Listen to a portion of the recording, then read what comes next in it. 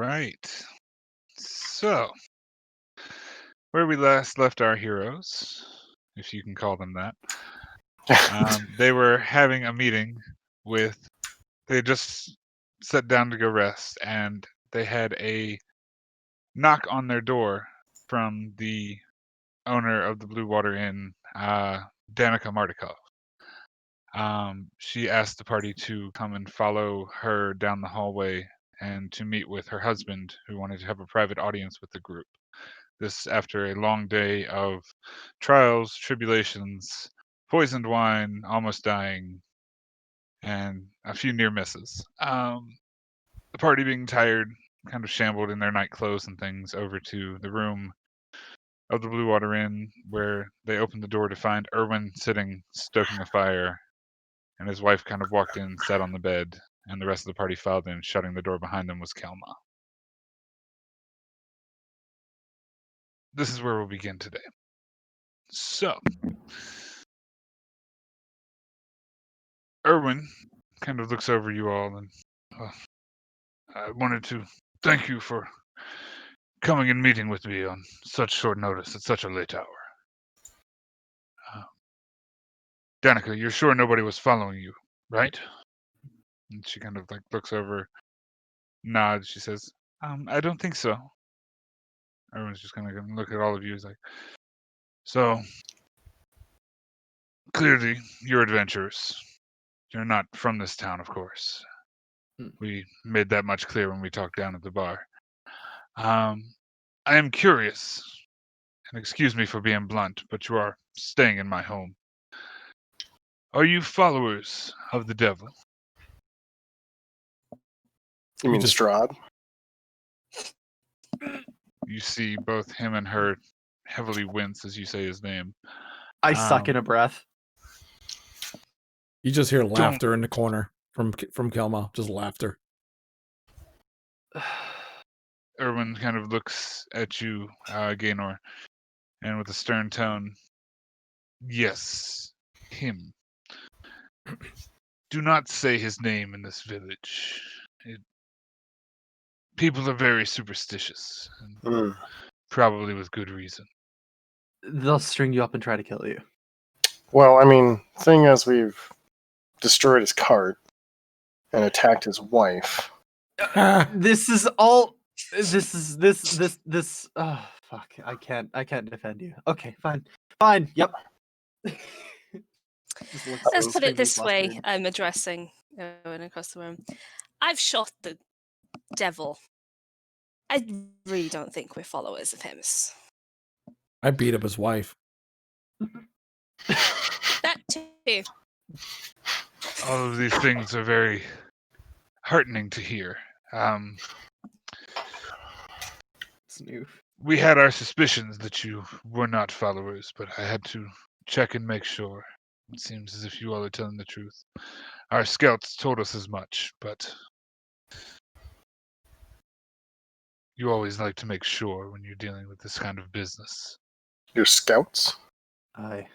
Do you mean the Ravens? You're a perceptive one at that. We've had our eyes on you for some time. It's not always easy to find allies that would stand against the devil. Or rather, stand for the people of this land. It's a very rare trait to find. Yes, we've had our eyes on you. The Ravens, as you say. Oh, Kelma just slams his staff on the ground. He's like, I knew something was wrong with those birds. It's always the Ravens, isn't it? Tell me, are you... I asked you this before, but I suppose this is better in private. Are you followers of the Raven Queen? The Night Mother, I suppose she would be known in certain circles.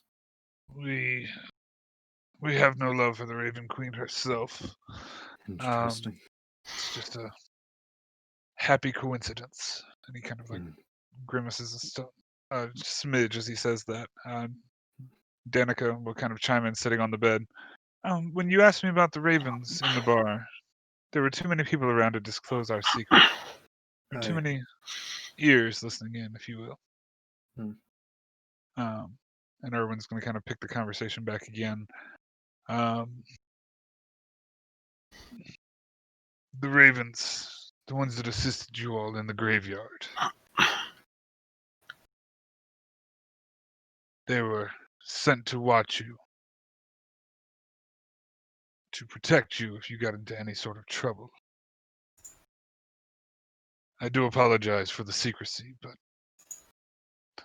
there are many in this land who have tried to kill the ravens, the raven kind, and such.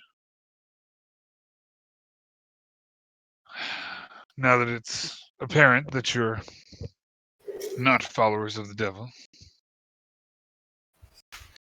and from what you've just told me, you seem to stand adamantly against him, I feel somewhat confident enough to request your help in a more serious manner. I asked you, well, we asked you to go to the Wizard of Wines to get our shipment, or at least check on it. That was only part of the reason we needed you to go. My family runs the vineyard. They are distant from us, but they're still part of our clan. We have not heard anything from them in over 2 weeks, and they usually don't have any problem communicating by sending a raven or two themselves. I fear that some evil force of the devil may be trying to destroy my family, for we adamantly stand against him. I feel as if his servants have grown bolder. I would offer you more than just the rooms and the board, but I would offer you the alliance of my clan, if you would but go to the wines and get a status report about my family. Preferably bring us back the wine that we so desperately need. And deal with whatever troubles may be ailing them. We needed to go that way anyways, but Is it? riddle me this. I apologize. Did you have something you need to say? I'll clicking. let you. Stop that. That's a retake. Oh, keep going, Chief. What is your clan's name? I want to make sure that I can trust you. Who are your clan? Make a persuasion check. I fucking figured I'd have to.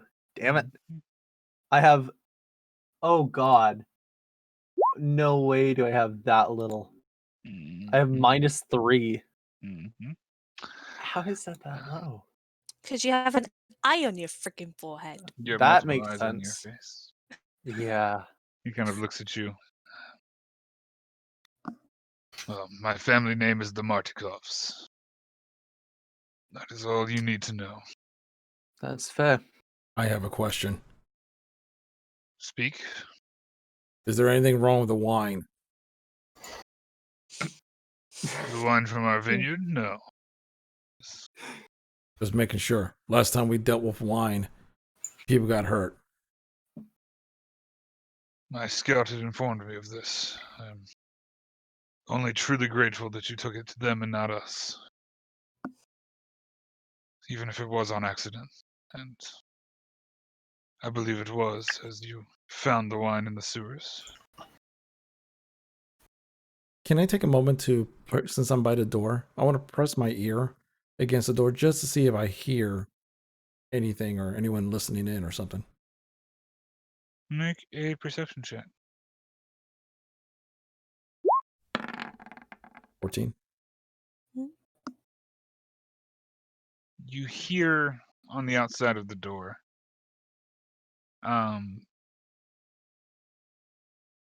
just the lightest bit of bated breath. Come on. raises his hand to kind of get the Everyone just group's kinda attention, looks at you. and I start pointing towards the door. I draw my pistol. Everybody is just kind of staring intently at Kelma and the door now. I grab the handle of And the door, and I have my staff out, and I swing the door open, and immediately thrust my staff through the door to see if I get someone, standing there. hold on 1 second. Thing. Got you. I figured this would happen. As you swing open the door and poke your staff through, you knock a spry half-elf bard in the face. He kind of cries out, "Ah, what the hell? What Just- are you standing here for? I was coming up the damn stairs. I was going back to my room." I was listening on the door. There was no steps. It was just breaths. Unless you're very light-footed. I'm a half-elf and I'm a bard after all. God, that hurt. A bard spreads stories. I have half a mind to end yours before it begins. It's all Who the are you? same. I'll take my leave. You notice the same man, Rictavio, the half-elf bard that was down at the ground floor, sitting and talking with you all. He's kind of standing in the door, his hands kind of raised in the air as if he's almost surrendering-ish. I grab him by the back of his scruff of his neck since he's walking away. And I just hold him for a second and I ask him, like, where were you going? He's gonna kind of look at your shoulder to you and like, well, my room's just at the end of the hall. I was going back there, of course. It's pretty late. Where are you coming from? I had to feed my horse, Drusilla. In the middle Nobody of else the around night? here feeds her. Make an insight check. I was going to ask about the same thing. Oh, crap. Do you mind if I insight as well? Just because I'm kind of suspicious. Sure. Why don't you just give him advantage? Assist him in his Yeah, entire. I would give that advantage. Yeah, I'll give it advantage. My bad. Scratch that insight. What, Come on, roll again. for me or for... Yeah, Come on, for roll him. again. Okay. Tell my roll again. We have the same thing anyways. We were doing electrical tasks. 22. Oh, there you go. That's better. He's not lying, but he's not being completely truthful, from what you glean and gather. I kind of pull him towards me, but not like in an aggressive way, just kind of pull him towards me, like, and I just kind of whisper in his ear, like, you seem like a nice guy. I But- try to be. Do not say anything. I know you were listening. You were probably feeding your horse, and you got curious. I understand that. There are certain things that you shouldn't hear. Do I make myself very clear? Gavin just looks at you. Crystal. I look back at the group, just saying kind of like what their view on it is. Erwin at this point is very concerned, but he's not making a move toward the door or anything like that. The rest of the group, that's on you. How do you feel about I've cocked the hammer on my pistol, but I'm not pointing it yet. I just give a small shrug. Okay. I just let go of his collar, and I kind of dust off his shoulder for a second and go. Mhm. I say, friend, not an enemy, but be careful where you snoop next time.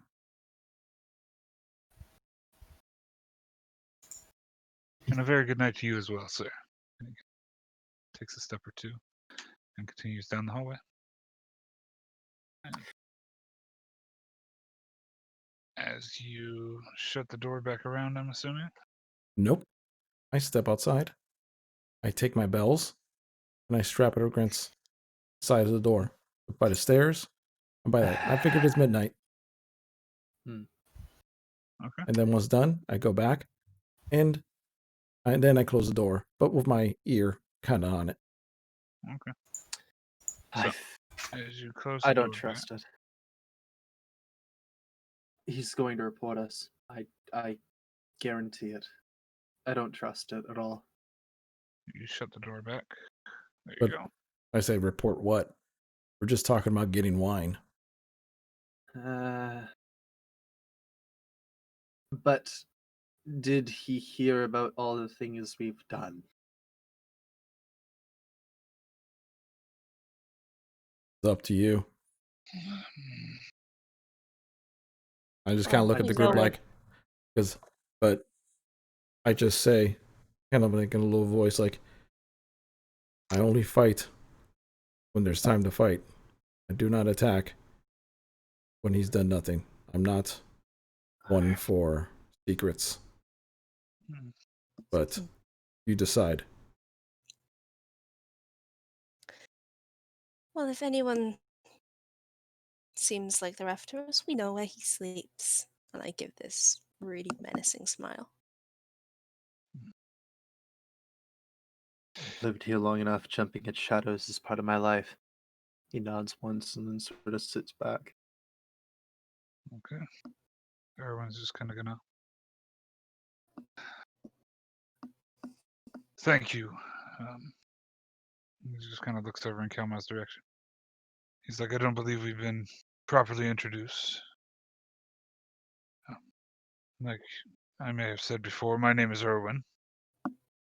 This is my wife, Danica. You are? My name is Kalma. Temple Rohan. A great many thanks, Kalma. You're just gonna look around to the rest of the group. I assume you all give your actual names. Are you giving surnames or full names? I give full name. Yeah, full name. Yeah. Just in the ease of not having to have you say who All- you are. All I have is Gaynor. That's fair. And Brennan. Full name. Well, it is nice to meet such keen folk. Where were we? So, like I was saying, I need my family's well-being to be checked on. We also need that wine, and in exchange, not only are the rooms and the drink and the food on us, but you would have the service of the keepers of the feather. Can I roll history? Sure, See if I remember something like this from my time in Barovia? sure. While you're doing that, Oh, Erwin will kind of look around to you all at the same time and just whispers, maybe. I mean, that would probably be the best guess of what you would hear or know. Nothing. yeah. Just I concrete. don't know anything. He's gonna kind of look at you all. He's like, "You said you needed to travel in that direction anyway. What's out that far for you other than the vinery? If I can ask, that is." The road ahead. You said you're against Strahd. I see no reason why we shouldn't explain what we know. I'm looking at everyone else to see if they're getting what I mean. Slow nod. Gaynor just shrugs. Kalma's too busy still listening to the door. Mm-hmm. I also shrug. So, on the way here, we, I would say visited, more like we're asked to visit a Vistani camp, and we were told our fortune and a potential way and steps to defeat the devil.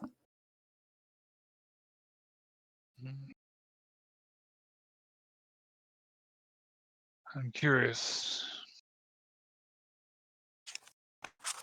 That intrigues me greatly.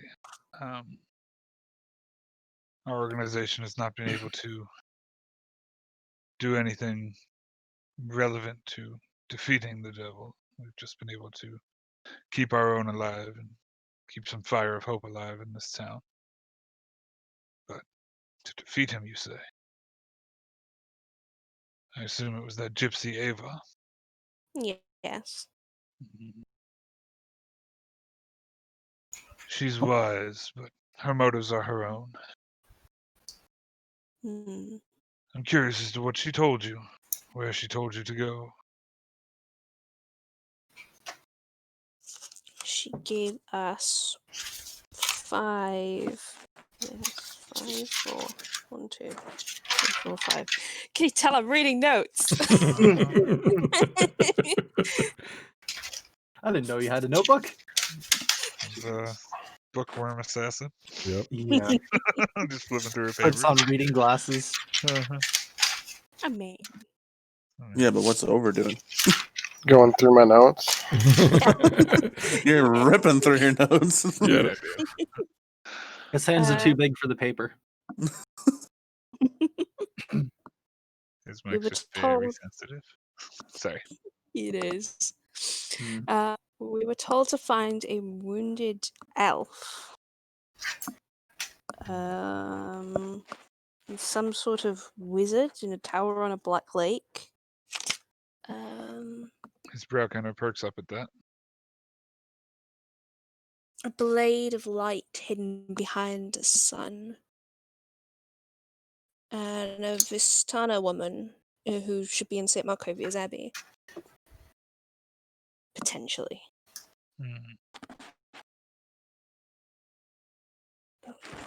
Well, that's very interesting.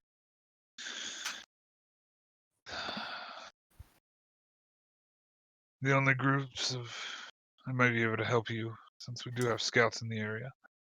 The only groups of elves that we're aware of are the ones that reside in the Vistani camp out west of town. Only gathering of elves, anyway. There may be some hidden in the forest, but it's a small population that actually live down there. You said a tower by a lake. He's kind of pondering for a second. Danica kind of looks over and... Could they mean Kazan's tower? Irvin just kind of like peeks his head up a bit and just... It is possible. There are a few towers, but Kazan's is the largest and the only one that I recall being on a lake. Kazan. I don't know this name. He was a member of Strahd's court centuries ago. Was. What happened to him?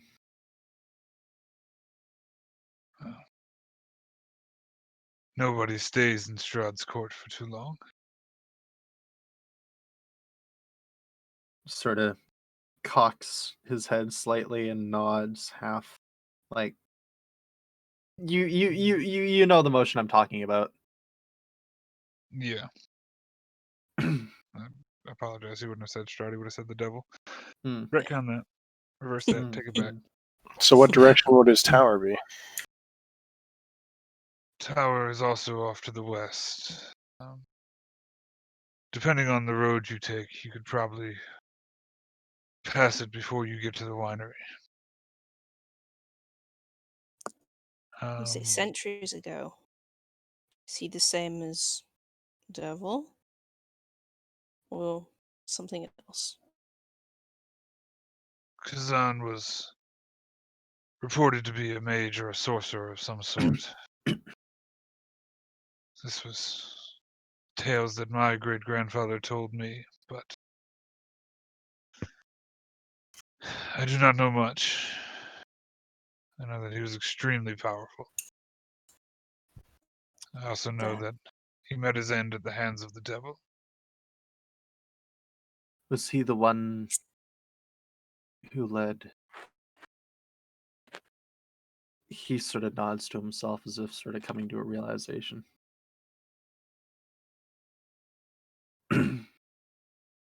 If you're referring to the Mad Mage, that was a completely different affair. Ah, The Mad Mage was here less than 2 years ago. really? I was not aware of that. No one has seen him since. You said Markovia. Yes. That's in Kresk. It's far to the west, even further past the vineyard. Hmm. I'm I do listening on the not door know again, just in case. So you know. Yeah, make another perception check for me. You do not hear anything outside the door. You are pressed up against it, though, so I will Yeah. make note that you make perception checks every few minutes or so. Really. He's just gonna look around. He's like, "That's everything I know about the surrounding region. The rest of the clues don't seem to have much meaning to me, but we do have our eyes everywhere. If you have question or need direction, we know the land pretty well. It's only a few places my ravens don't go. The reason for that is the scouts we've sent don't return.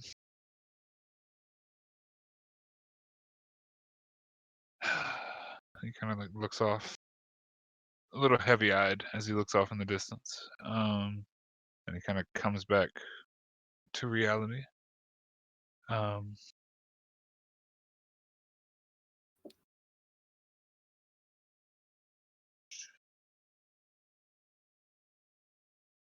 If you would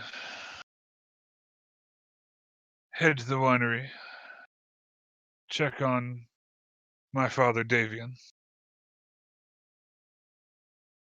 If they have a shipment ready or available, if you could bring that back.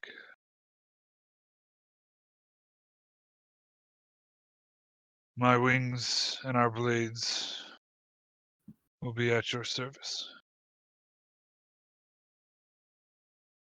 when the time comes.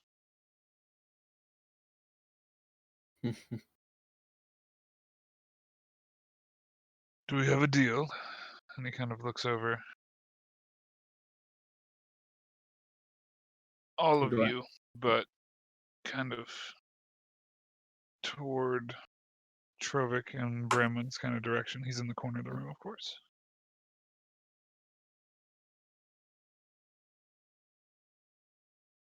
I'll give a nod. Very well. I thank you for your time. We must turn in now. At that We will note, make sure everything is protected and safe as long as you are here. We have watchers on the top of the building at all hours of the night. The least I've we can seen- offer you is safety. as Kelma opens the door, he says, "Next time I have a watcher by the door."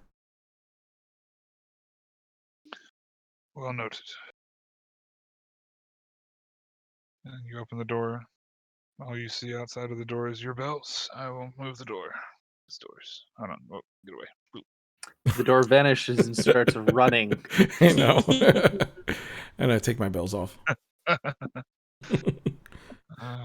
door was a It's the mimic the whole umbrella time. thing, like- Kelma gets eaten. Yeah, I know. yeah. As you This run goes into a the very door, it large amount. swallows you whole. No. You dismember your bells. Danica is going to... Branwen, would you stay behind for a moment? As Irina's gonna kind of like look back at you, questioning to see if you're okay, Brandon. As she's Uh, confident.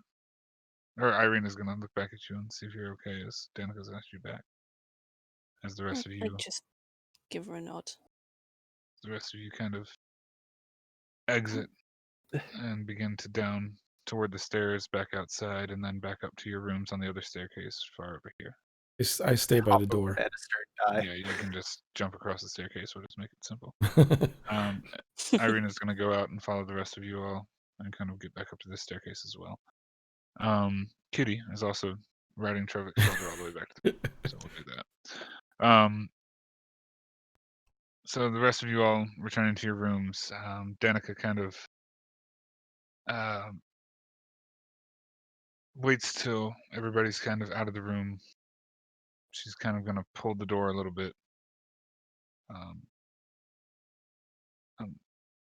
She kind of notices Kelma standing there. It's like, sorry, this is a bit personal.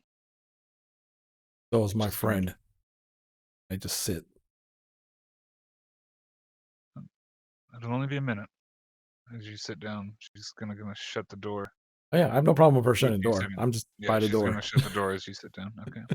She's kind of gonna look at Branwen and just say, You shot at him, didn't you? Yes. You hit him. Yes.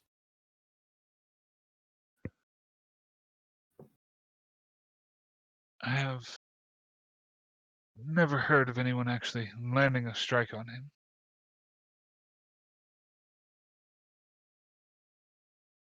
If you would follow me down the hall, there's something I need to give you. I just have a feeling that this would be better in your hands than in mine. She is going to kind of look to you for consent and then begin to open the door. Okay. Excuse me, sir. I'm kind of going to ask you to stand up out of the way of the doorway. I take a step back for a second. And Kind of I look walk at I look at Branwen for like a little, like, is everything cool? I just kind of nod and give him like this puzzled shrug. It's like, Like, I don't know what's going on. I'm going to get to the end of the hall, and she's going to open the door to this room to the side. And she's going to step inside, and she's kind of going to like motion towards you, just like with a shushing symbol, just to, like, be quiet as you enter. She's going to walk inside the room. And in this room, you are in the room? Yes. Kind of loitering in the doorway. That's fine. Okay. In this room, you see two young boys sleeping in beds. One maybe Wait. around 8 to 10, the other maybe 12 to 14, and they're sleeping in beds. Children are asleep. You see a small footlocker by one of the beds, and then she kind of steps in and she reaches up towards the ceiling. Oh, sorry, no, that's you. She's going to reach up toward the ceiling over here and pull down what appears to be like an attic door or a trap door type thing that leads with a small staircase jutting out. And she's just one moment. She kind of climbs up the staircase and the ladder that descends as she disappears into the attic. As you look around this room, it's very modest, but you notice certain features. A lot of clothing with more black feathers on them and things like that. The boys seem to be sleeping very soundly, and they match the hair color that their parents have. She returns but a moment later, climbing down the ladder and putting the roof back up. What happened there? Oh, Wicked's down. Oh no. He's offline Oh on god, Discord. that's not good. Okay. In... We'll get there. He'll be back in a second. Someone's crashed. Yeah, I mean, It's Discord. It's been being weird all week. Anyway. He's off Roll20 as well. Oh, Oh. no, that's this whole setup. Oof. That's not good. Well, we will Yeah. fudge around it for a Yeah, minute. that's not good. Apologies. So she'll kind of descend back down the ladder and then close the trap door back up, pulling on the rope to slide the door back up into its fixed position. And you notice that she's got a bundle in her hand. It seems to be like a woolen bundle of sorts, something wrapped inside of it. And she kind of looks at you for a moment, says, these have been passed down in my family. They're an heirloom of sorts, but I've been getting up in my years, and I don't have any daughter to pass them to. I don't know why. Might be the color of your hair, the complexion of your skin. I don't know. You seem familiar to me in a way. I'm rambling now, but what I'm trying to say is, I think these might serve you better than they would serve me. If you'll have them, of course. And she kind of hands you this bundle of cloth and stuff. I take it cautiously and sort of start unwrapping it, see what it is. Okay. So, as you unwrap it and see what it is, It's a mimic. No. it's the real mimic. Yeah. You see. Oh no, I gotta change this real quick. Stop trying to make the mimic a thing. Because Kelmar's gonna sit on one. Yeah. Please. Please Please don't. mimic on Kelma. Please. Please don't. You see, as you unwrap the bundle, you see two Oh. Ooh. bracers of sorts. They are ornately made with a purplish colored leather and a silver lining and bits of silver and metallic plate to it. She hands you these. It's like, as I said, this heirloom has been passed down from Mardukov to Mardukov throughout the women of the family, at least in my part of the line. It assists in the swift dealing of justice, as my mother always said. I would like if you had it for someone who is able to land a blow on the devil. You may actually be able to overcome him.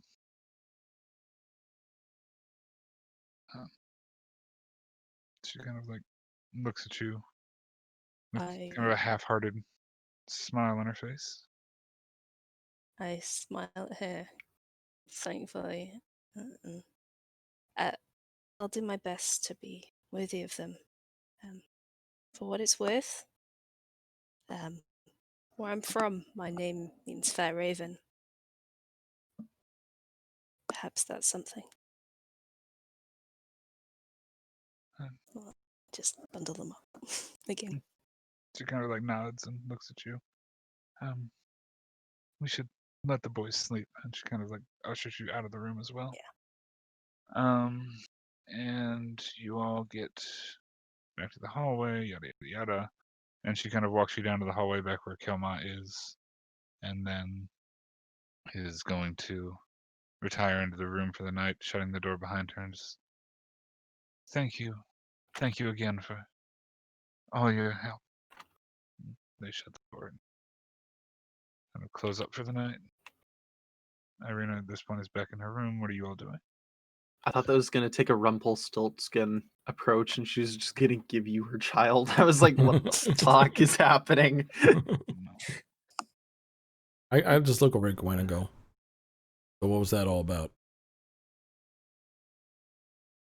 I just kind of unwrap the braces a little and show him. Kind of still trying to keep them covered for the most part. Those are pretty. Just in case. I just look at them and go, huh. All right. Let's get back. Sleep is very definitely needed. Fucking room. Shit. And we flash. As you all fly across the room and across the world. No. You exit back down the stairs, out of the front of the tavern, and back up the staircase with the rest of the group Yeah. before returning to your rooms once again. I walk in the ladies' room real quick, and I just do my little. Well, actually, no. I hand the string the bells to the brown one. Oh, back that up real quick. Yeah. Stroll into the room. I mean, Kalma, I never knew. So you're thinking that way. I was thinking like logistics. I'm like, wait, if I put the bells on in the room, I'm not going to be able to get out. Nope. No, you're not. Kalma, sleeping in here tonight, y'all. Oh my goodness gracious. Okay, so Fuck. he hands you the bells, Branwyn. I set them back up and get And I do the same with my door. I just Okay. go back to the bed. So, as you all get back in your rooms, get back in your beds, kind of I like how Osgood's upside down. get to a calm Yeah. and retire I'm for the sleeping night. upside down with my feet towards the wall, I believe it. Sounds about right. Sounds good enough. Yep. ready to kick Oh. off and fight. As you all lay back down, beginning to get your long-awaited and long-deserved rest for the evening, you begin to drift off. Bells set up at the doors, and you all doing anything else before you go to sleep? I'd like to offer a prayer to the Dawn Father. Okay. So What do you say sort to of the see Dawn Father? him. You would sort of see him sort of curl up into himself, almost like he'd look very, for a moment there, he'd almost look frightened or something equivalent, like nervous, as if he's talking to somebody he hasn't in a very long time. And he's sort of like, I know you're not around anymore, but if you still have influence on this world, I think I found my ticket home, and I think these people need me.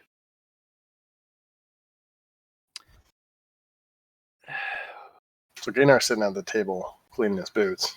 Okay. Should I do a perception check to see if I hear this? Yeah, make a perception check. Why not? All Let's have funsies.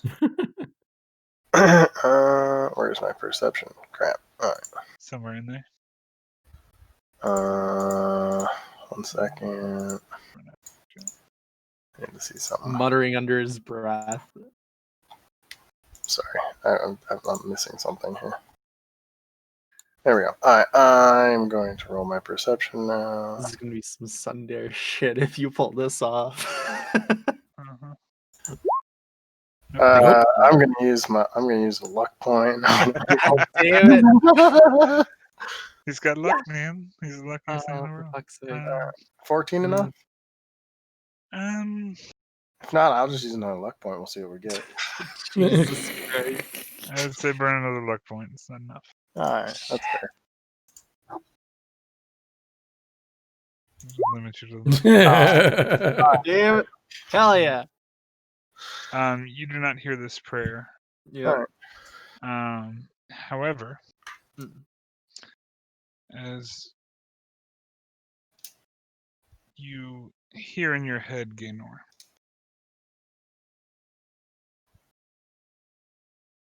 you get the strangest feeling that I feel like somebody's calling out to me.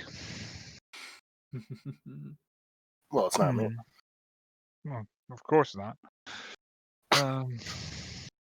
I mean, you haven't yet, but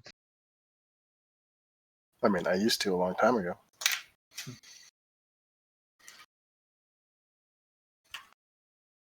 it's strange. I feel like I feel like I had a presence here once. I feel like I had purpose. And what happened to that? You know, it's the damnedest thing. I don't know. It's No, all kind of foggy. you're not a lot of help. The voice goes silent in your head. Okay, so you pray to the Dawnfather. Mm-hmm. Dawnfather, guide my And blade. And then he goes off to everybody bed. resting, laying down, and off to bed. Yep. Okay. So, as you all lay down to get your long rest, Branwen, as you go to Damn it. sleep, Oh no. you begin to have another small fit of dreams. You see the same scene you saw in the first 2 hours of sleep that you got. The situation in the streets of Crystal Reach. The shattering of the figurine. The shadows of faces. And in that street, in this quasi-real dream, you see a small doll. With red hair, button eyes. Made of sack. And stuffed with grain. I'm sorry, apologies. Nope, not gonna get the thing. So there we go. That is not what I want. Oh. I apologize. I'm worst DM ever. It's okay. We all knew this going in. There we go, sorry. So the dream is vivid. The dream almost feels real, like you're back in your body at the age that you were, like you're seeing the scene unfold on the street. You see the doll, and then almost breaking the quasi-silence, you hear, Do you want to play a game? before you rifle awake, startled out of your sleep. And it's morning. The sun is coming in through the windows. You all have gotten your long rest. Branwen, you are not in the best of mindsets, but you're rested. Everybody gets their full health back. To those of you who had modified health, you can delete the modified health and hit the long rest button. Getting all of your health back as your vampire wounds seem to have healed up for a time being.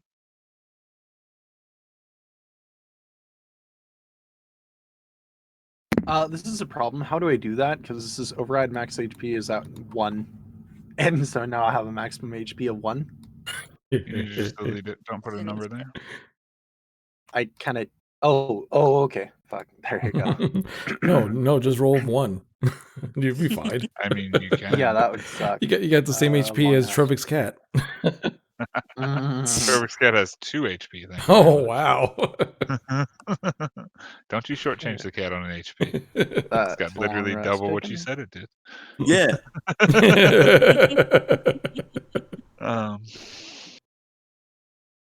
As you all wake up in the Blue Water Inn, the dawn is broke. Irina kind of rolls out of bed and kind of looks over at you, Brandon, as you startle, almost sitting up awake. She's concerned, but she says nothing. And gentlemen, in your room, you all wake up slowly, a bit groggily. Trovik, you have a kitty sleeping on your chest. But you all wake and kind of rise and rouse, and as you kind of roll over, the cat kind of jostles, wakes up, and jumps down onto the ground. As you all are greeted by a decent-sounding kitty meow. And you all are awake. What are you doing? I take the bells off. At least my door. Okay.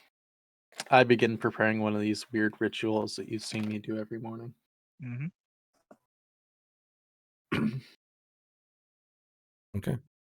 Now that the bells are off, I open the door and just go out to the front and just kind of look down at the rest of the inn just to see if anything's going on. The tavern portion of the inn itself isn't really open yet, so you see a bunch of empty tables and chairs. It's probably about 8 or 9 in the morning. Okay. It's doesn't get a lot of business at this time of day. As you all kind of gather your things together and the gentlemen begin to walk out down the stairs. Branwen, what are you doing?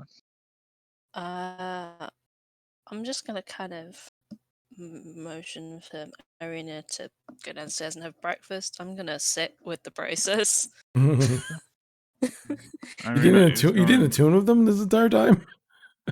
I was She asleep. I would say retcon if you want to wear them for your evening, you would attune with them. Oh, yeah. Okay, I did that then. So I will put this in your inventory because of things, Cool.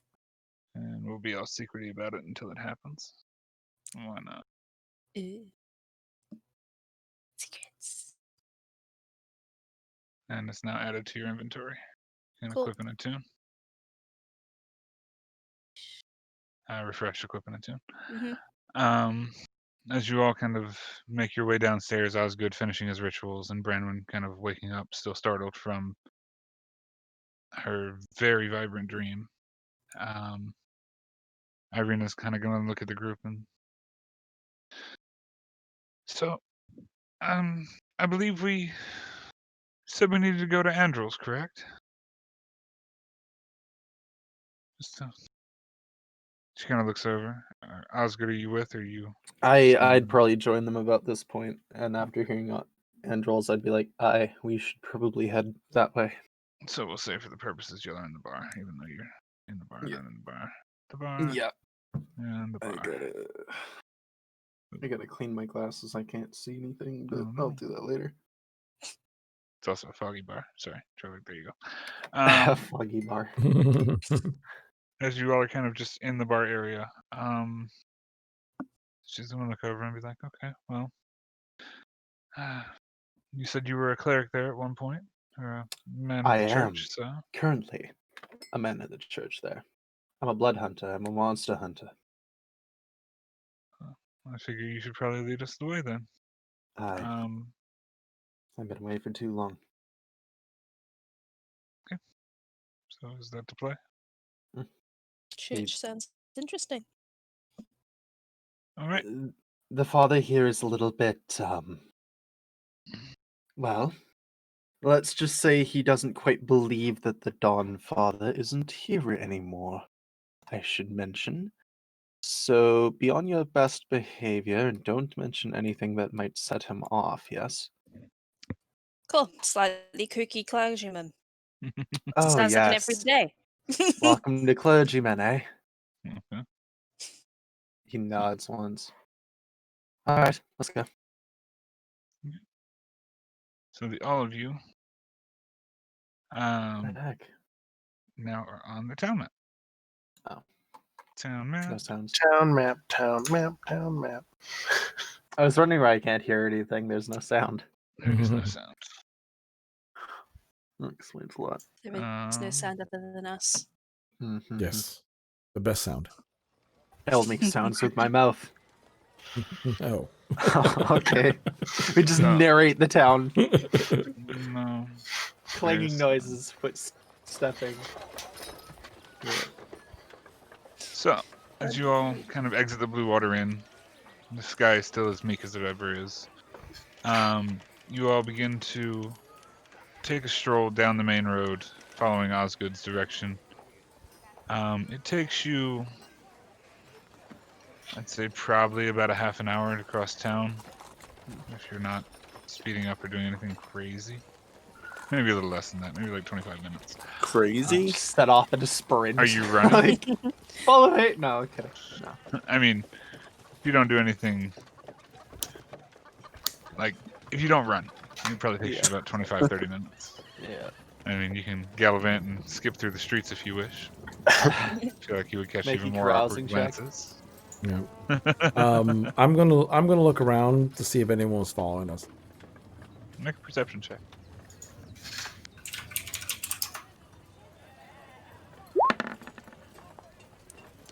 Nope.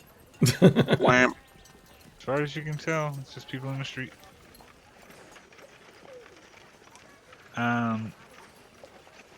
Sorry. Okay, so as you all get within visible range, you hear the bells of the church. You notice that this large stone building has a massive steeple in the back of it, and the walls are lined with cracked stained glass windows, depicting some sort of people or saints. You notice the front doors, both of which are wide open, in this building, decently massive as far as the surrounding small townhouses and things like that go. I'm going to put you on a map, and I'm going to move you all to the map. This maps. DM stuff. I would very visibly hide that third eye, by the way. Okay. What are you using to hide the third eye? Could I possibly make a stop midway and buy like a bandana or something? Make a perception check. Sure.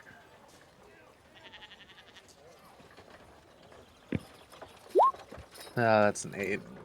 You don't really find any places to purchase a bandana. I have advantage due to Eyes of the Eagle on sight-only checks. Roll with advantage. Sick. That's better. You end up seeing a small child that's wearing a bandana. Ask the child if they would part ways with it. Yep. The child's kind of a pain in the butt. Yep. Sounds like children. How much am I losing here? He wants 4 silver for the bandana. Alright, I can do that. He kind of takes the As 4 silver he goes pieces. to, Yes. as he goes to do that, I drop the child 6 silver. Kid's got a very wry look on his face, like he got away with something. And then he's just gonna kind of like dash down an alley. He nods pocketing the casually. coins. Okay. So you have a bandana. You're covering the third eye. Got it. Yep. Okay. So, as you all approach the front of this large church, and you can see just off in the distance beside it what appears to be another large 3-story stone building. You all are being led by Osgood towards the Church of St. Markovia. Or not, wow, Church of St. Andrew. It's been a long day, y'all. My apologies. No. Not quite that insane. I mean, you say that. That depends on how people fucking look at me. That's true. And you have the 2 doors. Badoop, badoop, badoop. Doop, badoop, doop, doop, doop, doop, doop, doop. Oh, no, that's bad. Okay, they were gonna do that. And I gotta make sure all my light settings are right. Oh, just the best DMs. Global, there we go, cool. Okay, so you all approach the church itself as the bell is ringing. You see a few common folk exiting the church as it seems like a service or a sermon is just finished. Do you enter the church? Yeah. Doors are here and here. Oh no, you can't see that because I'm on GM layer. Doors are here and here. I've already entered. Okay. Just following. And you've seen this place before, Chi. Oh, yeah, that multiple bell rings can get annoying. Church bells ring again. No. And as you all kind of enter the church itself and walk in, Trovik, as you enter, you notice to your right, there's a large stained glass window, 2 pots with flowers in them, and then a bench over here. And then to your left, there is a statue of a saint or a figure kind of helping the sick, and you see somebody laying down in a bed and another figure like standing over top of them. There appear to be some small candles around that framework of that platform as well. They all appear to be lit, almost as if it's a vigil of some sort. Mhm. Irina's going to walk with the rest of you all and get into the church. And this church itself is massive. It's almost a cathedral, if you could gather that, compared to the small church of, Markovia. Barovia. Oh. A tiny church that you all went into that was barely 2 rooms. This is much, much larger. And you see what appears to be an opening that leads to the remainder of the actual cathedral itself. This is basically just like a foyer area with lit sconces and things like that. As you all kind of enter the church a little bit more, I'm going to do this because I'm awesome GM. Boop, boop, boop. There's people here, so let's put people here around. Yeah, people here. As you kind of walk to the center of the room itself and look down this long hallway, I'm actually going to frontline you all to there, because things. Oh no. Irina's on top of somebody. And we're gonna cut this sound down. Fucking so we know tackles somebody. You There are cows in see the church. a large red carpet that kind of extends out in front. You see many pews lined down the way, and you see common folk in those pews. They seem to have been just dealing with the sermon. You have 2 altars, one on the right and the left sides of the room, and a number of pillars that rise up to the 2nd floor into the ceiling. And then step down just slightly off the main altar in the front. You see a very regally dressed in white robes, and the interior of the white robes has a small, like soft, almost like a salmon pink coloration to it. He has a long white beard, white hair, and he seems to be talking to older lady, also with white hair. She's very prim, proper. She's wearing a dark blue dress. You get the image of like a headmistress almost, as far as like the way she carries herself and the way they seem to be talking. They seem to be whispering to each other as the congregation seems to be praying in some sort of fashion.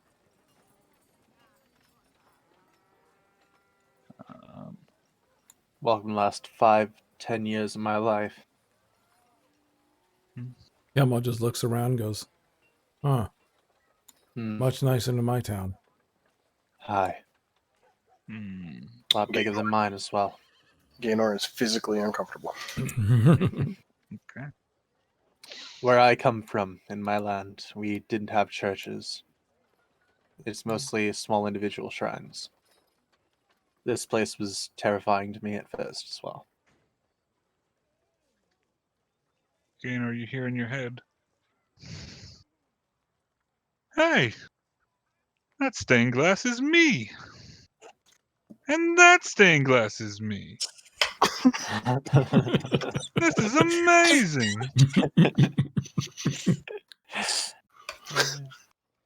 It's almost like they worship me. How's that for a change? Jesus. His face palm ever. Mm-hmm. Yep, like just a big old face palm. Senile old man. Anyway. As Pretty the much the same as my gods too, anyways. both of them kind of walk in this direction a little bit as they're still talking, and then Father, you would know him as Father Petrovich Osgood. The rest of you don't know who he is.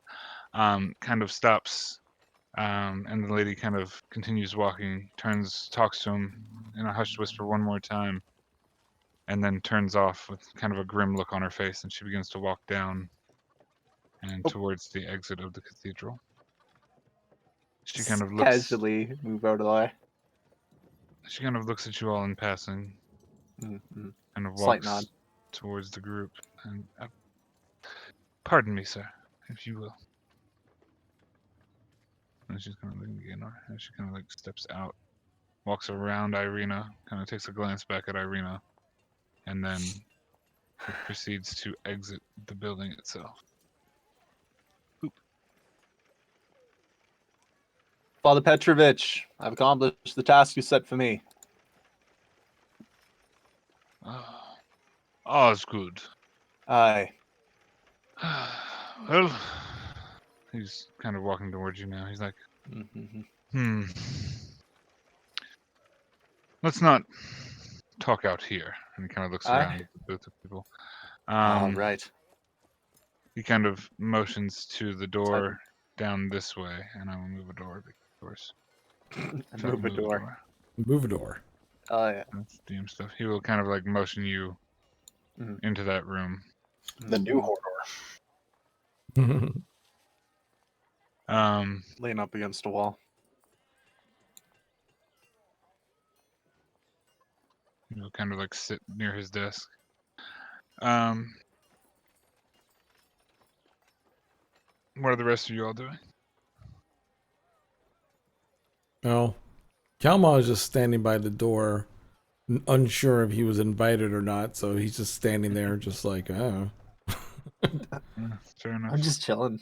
As you all are kind of in the place itself. Irina's just looking around at this massive building, just kind of awestruck. So, what did the... Oh, sorry. I should mention... Oh, right, sorry. Yeah. I would like to look around the church, and I'm assuming it's full of like sun iconography. Yes.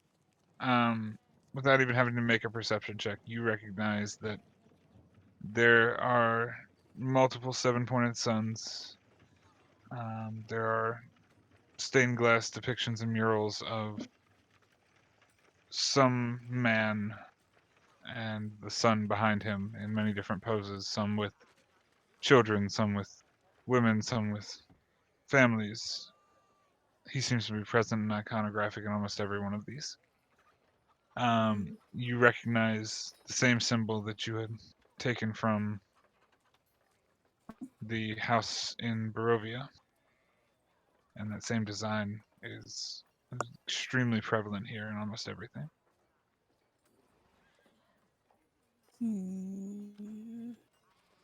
Okay. I'll think about what I want to do while you do things. Okay. Petrovich is going to kind of look at you, Osgood. So, what did the Vistani say? Before we begin, Father, the rest of these people that came here with me, they are my companions, and they have helped me greatly across my journey. Do you mind if they are also present for this? They Very can well. speak to the situation a little bit better than I can. He Very sort of well. moves out. Come on, quickly. Don't keep the man waiting. Irina is going to step in. I give a shrug and a sly and sly. Sly. A sly. One sly Branwen. Shrug and a Give me a sigh. sleight of hand.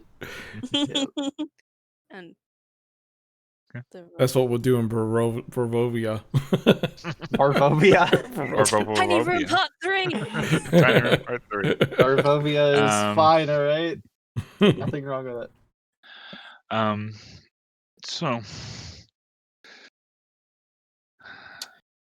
So, your original mission was to seek out the Vistani, see if they could divine any further purpose for you in this realm.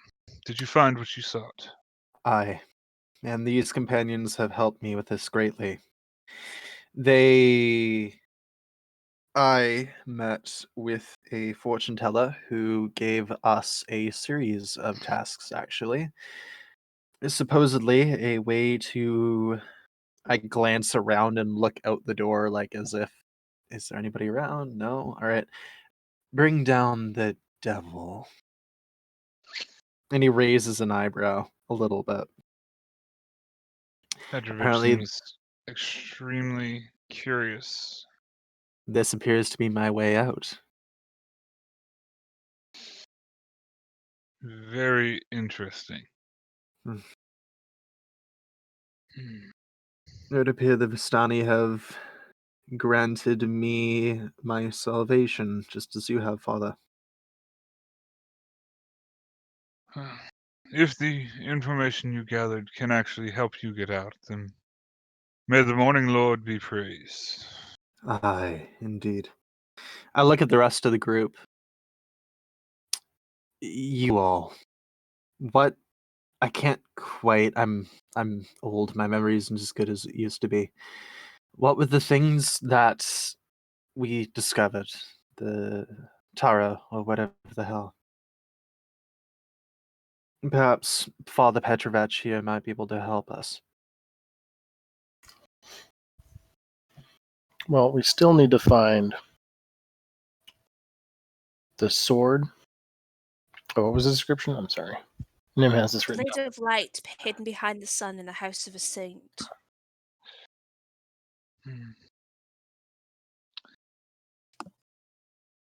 Well, we have many suns here, as you can see. Aye. I've decorated and hung most of this place myself. Hmm. I don't know of any nooks behind any of our artwork. Is this church older than you, Father? Did you build this, or has it been here before? This abbey has been here far before my time. Then possibly there might be a chance. And it may not be quite as literal. Aye. Do you know of any basements to this place? Anything old? Gonna kind of look at you. There's a crypt beneath the church itself. Door has been barred and sealed for some time now. Aye. The only thing in the crypt are I say in, was the bones of St. Andrew. However, Ah, those have recently gone missing since you left Osgood. they have. Then who was it? Do we know? He starts to look a little flustered, like his expression drops very visibly. This is, and just as a DM to player thing, Mm. this is something that you would be horrified to hear. Yeah. Yeah, no. This would be the first real Yeah. bit of like panic that you'd see on his face. I haven't reported the bones missing because I did not want to cause a stir, but you as well as anyone are aware that those bones make this church a hallowed ground. Precisely. Without them, this place is not safe. Nowhere is. We might have to get them back. I was actually grateful that you brought adventurers. They Aye. may be able to assist in that task. I don't know who would have known about the bones. I was the only one who was aware of their presence here. He kind of strokes his beard for a moment. Are you sure that you just haven't misplaced them in your old age, my good sir? And he sort of chuckles to himself a little bit. I'm glad you find this manner of the joking kind. Oh, but no, I'm just trying to stop myself from panicking. You must understand. I Joke hadn't is the told best way of anybody about the manipulating. bones. And he's kind of like thinking back now. He's like, oh my god.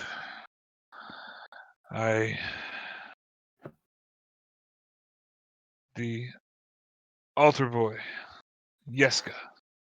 Yeska. I told I know. him he was panicking a month or so ago. Mm. He was worried that the church may be attacked for some reason. I may have mentioned them in passing to him to assure him that he was safe here. He looks annoyed, and he sort of glances down at his holsters. He's like, "Is he still in the city?" He's in the church, in fact. He's standing off to the side by the altar up there. He's We doing must his talk. daily duties. I'll bring him in here, I suppose. He nods once. Okay. As you exit, and you see now, the congregation is still the congregation, but you can see down closer to the altar is the boy that you recognize as Yeska. He's down here. You've seen him, you know him. You've been here. While you're doing that, Petrovich is going to address the rest of the group.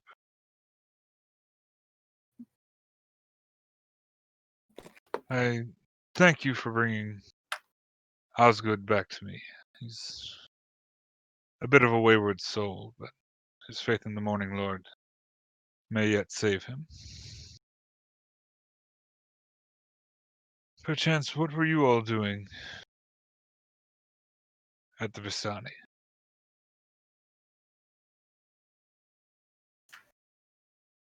We too were looking for a way out. So, the fate deemed on us by the Morning Lord may have brought you together after all. I wouldn't go that far. Bremen is trying not to roll her eyes. Gaynor, you hear in your head. This guy seems like he's of devout faith to me.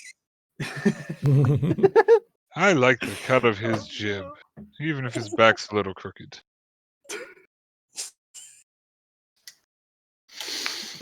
I just sigh and wince. Okay. Osgood, you get to the young boy. His brown hair's a little ruffled. He's kind of just like got a broom and he's been sweeping the floor. Like, Oh yeah. Hey, Osgood. Osgood. It's good to see you. Hey, what have you been up to, mate? It's been a long time. Just doing what Father Petrovich tells me. Yes, I suppose I know the type. Glad I got out when I did, really. I couldn't bear sweeping more floors. It's a living. It's better than staying at the orphanage all day. I suppose, yes. How's he been paying you? Same as usual? Enough to live? Enough to get by. Right. Perfect. Good to know. We need to talk to you about, the bones. He sort of glances back at the rest of the... He lowers his voice visibly so that nobody might be able to fucking hear him, but he's like, we need to talk. Do you mind meeting me and Mr. Petrovich in the office? Office. I don't know. Yeah, it's an office.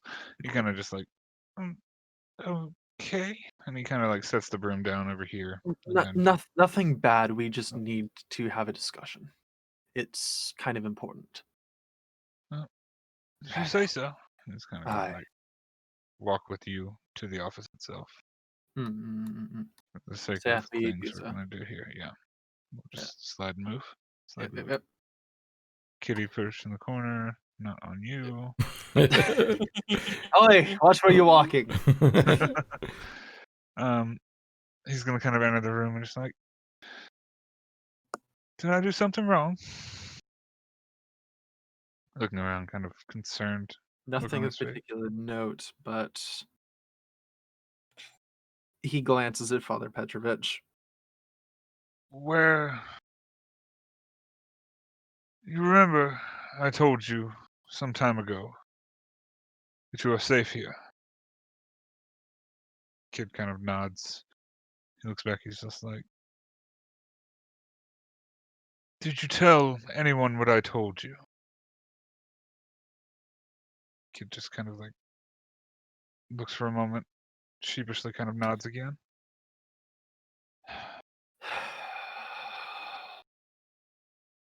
Yeska, Who did you tell? The boy's just kind of gonna almost like scaredly kind of like take a step back.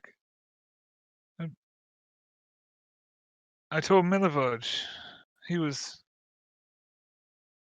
trying to scare me again. He Oh, was saying that I wasn't safe here.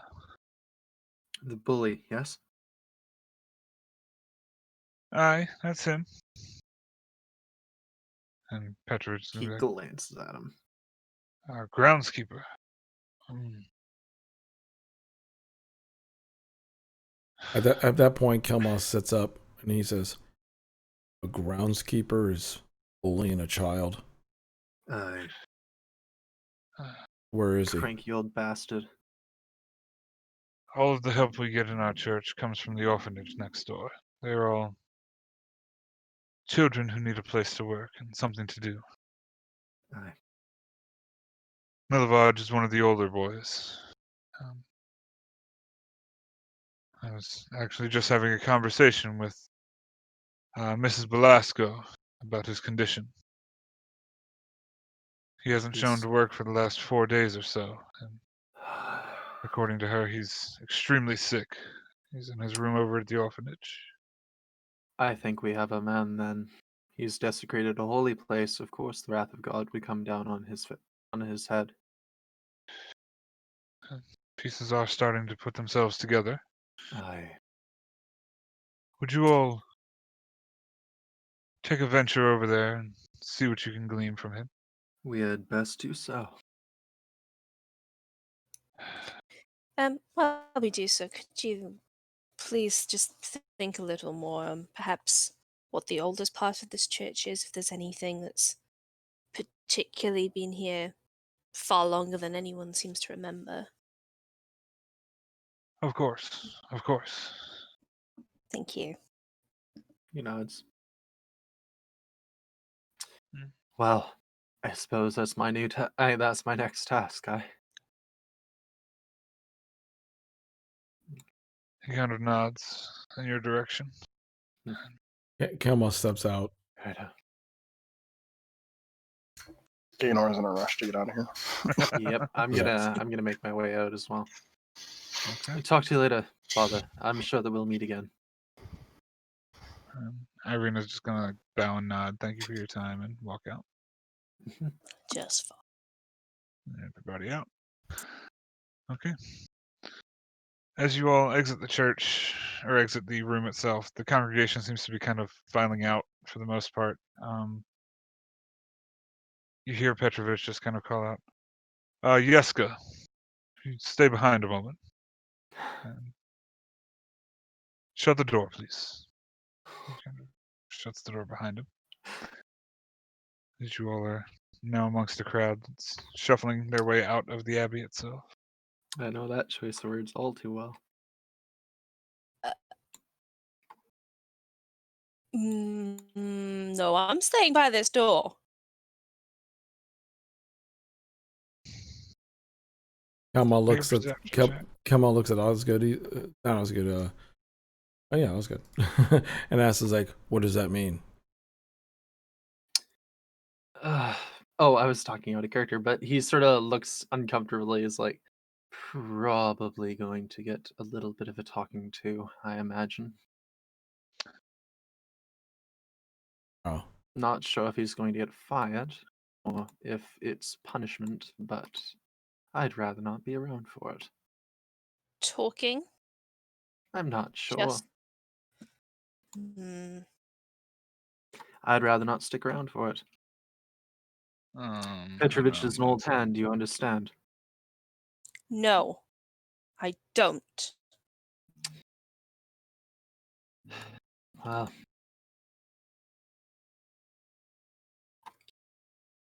Kelmos just looks at Branwyn and says, "Just listen in." I'm going to. And I'm going to do exactly that. Make a perception check.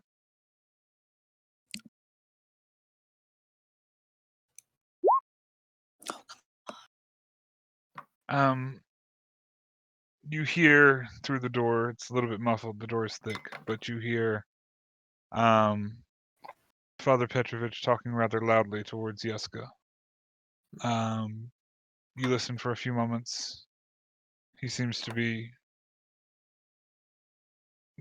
giving the boy a stern talking to. You listen for a few more moments. More of the same. You hear the muffled sound of Yeska talking to Petrovich, and then Petrovich talking again. So you hear. Mhm.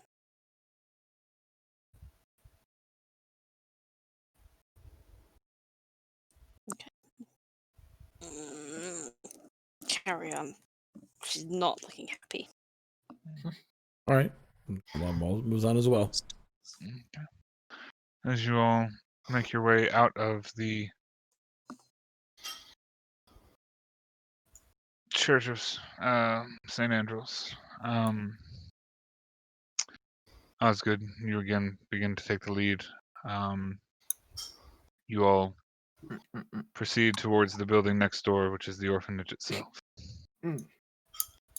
I need to go grab my charger. Do you mind giving me like 5 seconds? Yeah, we can take. Actually, let's make our 10-minute here. Oh, So- okay. You want to do Cool. the 10-minute now? Yeah, we might as well. We're about halfway through. Okay. Okay. Sounds Sounds good. good. Well, thanks everyone for listening. We're going to take about just a 10-minute break, so hang on tight. Invite people over to the stream. Hope to see more of you friendly faces in here. And in the meantime, while you're here, I might as well follow the One Shot Tavern. Hey. Random plug. All right, guys. We'll take a 10-minute break and see you very soon.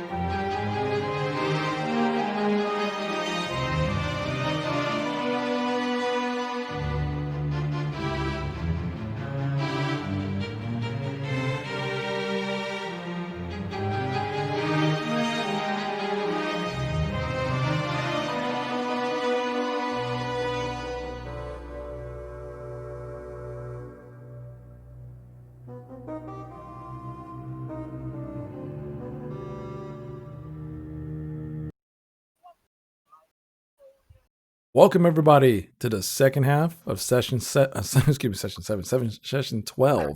of Curse of Strahd. Welcome back, and let's get right back into it. MTC, take over. Thank you. All right. So, as you all leave the Church of St. Andrews and walk almost next door to a small patch of grass and field that has this larger 3-story building, 2.5-story building, more or less, and it's made of stone. This is the orphanage of St. Andrews, or St. Andrews Orphanage. As you approach the building itself, you see a wagon or a cart of sorts that seems to be parked outside. The front door is closed. It's an orphanage. You know that Yeska has told you, and Father Petrovich has told you that inside somewhere is Milivaj. He is currently sick. As you all kind of approach the front door of the orphanage itself, you pass by the cart and you notice that sitting on the cart are a number of pies or pastries. You get the smell of what appear to be mincemeat pies. There's probably about 10 or 12 of them sitting on the top layer of the cart. It does seem to be abandoned, though. Or not abandoned, but currently not somebody at it. I move up to the front door. Actually, yeah, no, I'll move up to the front door. I'm not going to be that paranoid. I check the mincemeat pies for poison. No, that's way too paranoid. All right, I'm gonna knock on the door and be like, "Hello, headmistress. It's Osgood Rayburn." You hear no reply as you knock. However, you try the handle. The door is not locked. Okay. It kind of opens up into the hallway. He looks embarrassed as hell, and then just sort of looks like uncomfortable. It's like, all right, let's go. Shuffles in slowly. Okay. As you all kind of shuffle in and walk in, the front hallway is wood paneled and dimly lit. You notice the wood floors are old and worn, and there's a main staircase that kind of goes upstairs. The steps on the staircase sag with age. And on the western wall, you see a pile of children's shoes that seem to be laying around the edge of the room. You have a few doors in front of you. You have the door to the right, the two to the left, and the one up top. Do I know the layout of this place? Have I been here too often? Probably not. I would say you probably visited it once or twice. Maybe make a history check for me. I'd say it probably would have been into like check on people, but otherwise not really.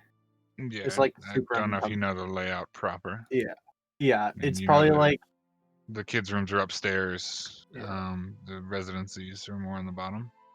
Yeah, Probably like the it'd north. probably be the kind of situation where it's a person who's aware of the area, he's visited a few times, but he's still not like acquainted, right? Sure. So, you have a number of doors and a hallway and a staircase. He sort of looks around a little uncomfortable. He's like, I'm not entirely sure where we need to go. You kind of hear off to the left-hand side the sound of children playing, doing stuffs and things. That's a good sign. I thought they were all dead, so that's already far better situation-wise than I thought it would be.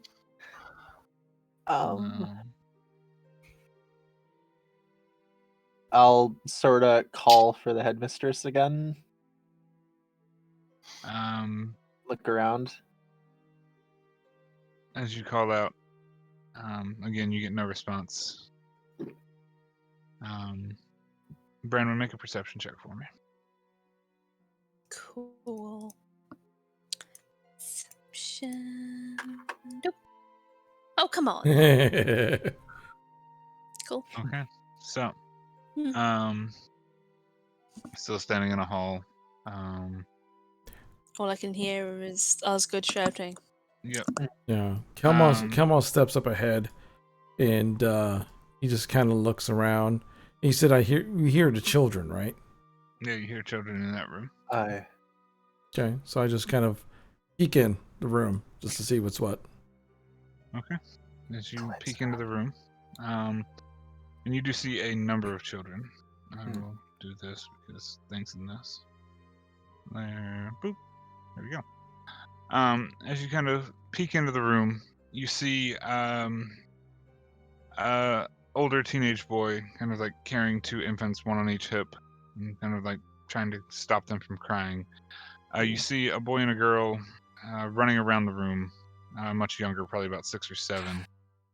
And then you see the couch in the center of the room. A teenage girl is sitting on, and she has some of the kids sitting around her on the floor. She seems to be reading them some sort of book. As you kind of peel the door open, you can hear much louder now the sounds of children playing and running around. Okay. What do I you do? kind of gesture to Osgood like, this is your thing. All right. I wander in and sort of look at the group. I'm like, sorry to interrupt. I don't suppose any of you have seen the headmistress around at all, but trying to find her. The boy with the two infants on his hip is just like, her office is before the staircase across the way. I think she's got a guest in there right now, though. Oh, all right. Thank you very much. I'm sorry. I don't know my way around here quite as well as the church. Let's He go make nods. a perception check for me while you're in that Oh. room. Okay, yeah. Since you're looking around asking, since you are. +4. Nice. Is it a sight-based perception or a sound-based perception? Because okay, I can use Eyes of the Eagle then to Yep. give myself advantage. Is that infinitely or long rest? I can't remember. It's as far as I can see, it's infinite, which is Cool. pretty fucking good. Yeah, that's super broken. Okay. Yeah, it's super Yeah. broken. So, as you kind of look around, you see now more clearly that you stepped into the room. You see the girl sitting on the couch, reading to a number of different smaller children, toddlers, more or less. And then you see down in the far corner, you see 3 girls. They're playing with what appears to be a dollhouse. It seems to have like 3 floors. They have a number of dolls that they're playing with.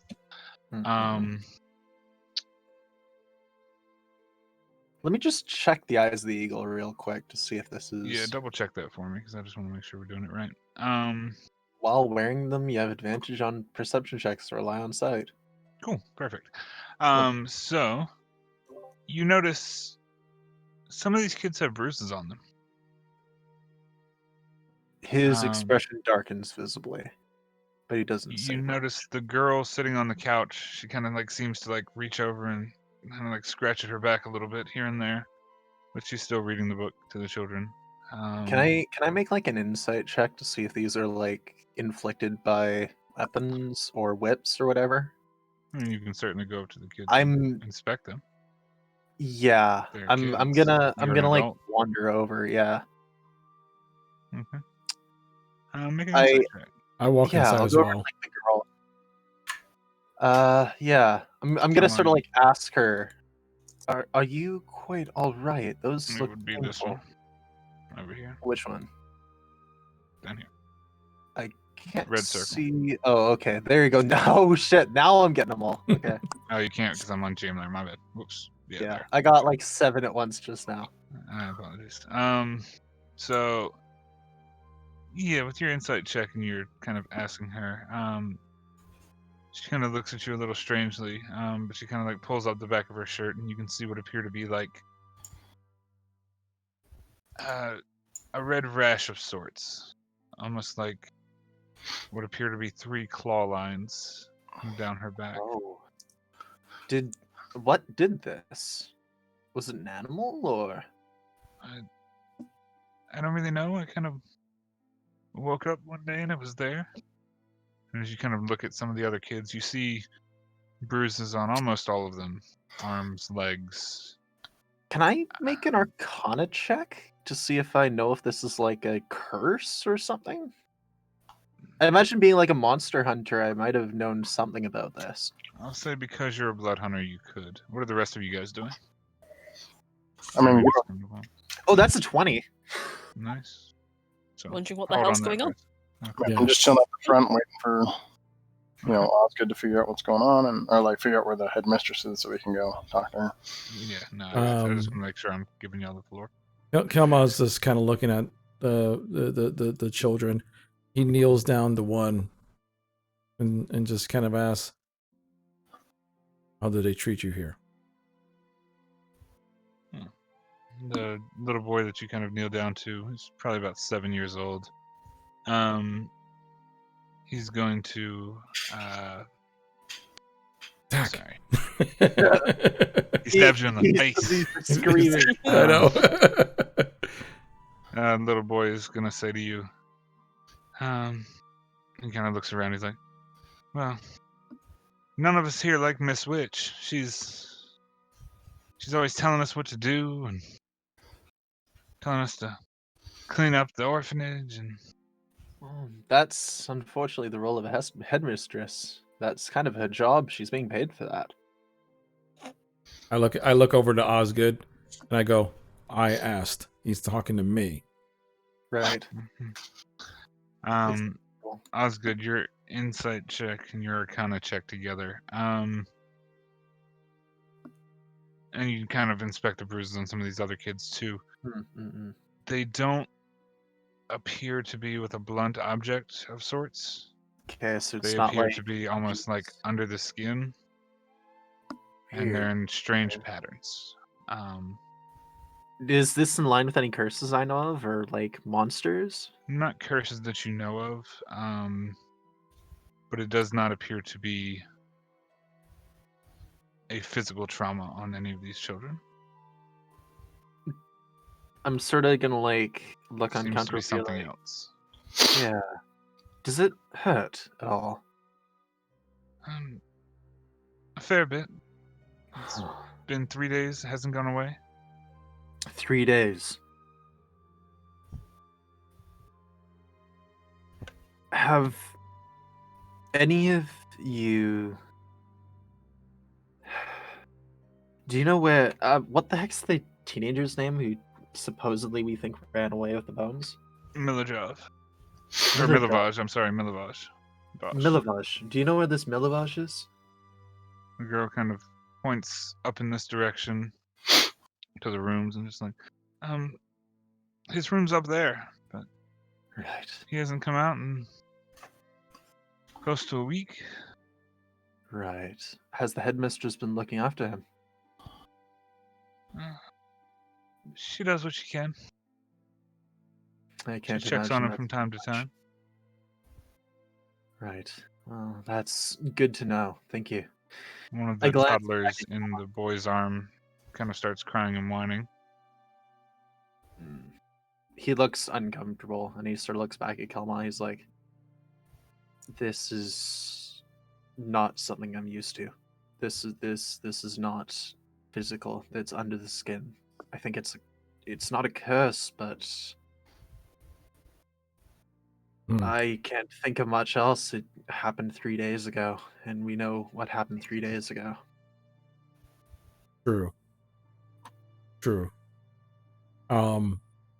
Kama just kind of stands by the children, just kind of looking at them all.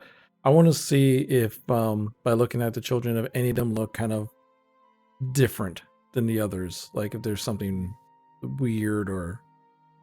No, I'm just looking around. Like I said, children of all ages, from infant to teenager. They're all wearing rags. They're all definitely the orphans of this orphanage, but none of them look any better than the others or any worse than the others. They've all got different varying degrees of bruises and scars and scratches. Kama just turns to Osgood and just nods and starts heading towards the door. Actually, give me 1 second. Get back there for a sec. I Okay. apologize. Make a perception check for me. Come on. and the rest of you in the hallway kind of hear raised voices coming from this room. Which room? Sorry, this room here. Boop.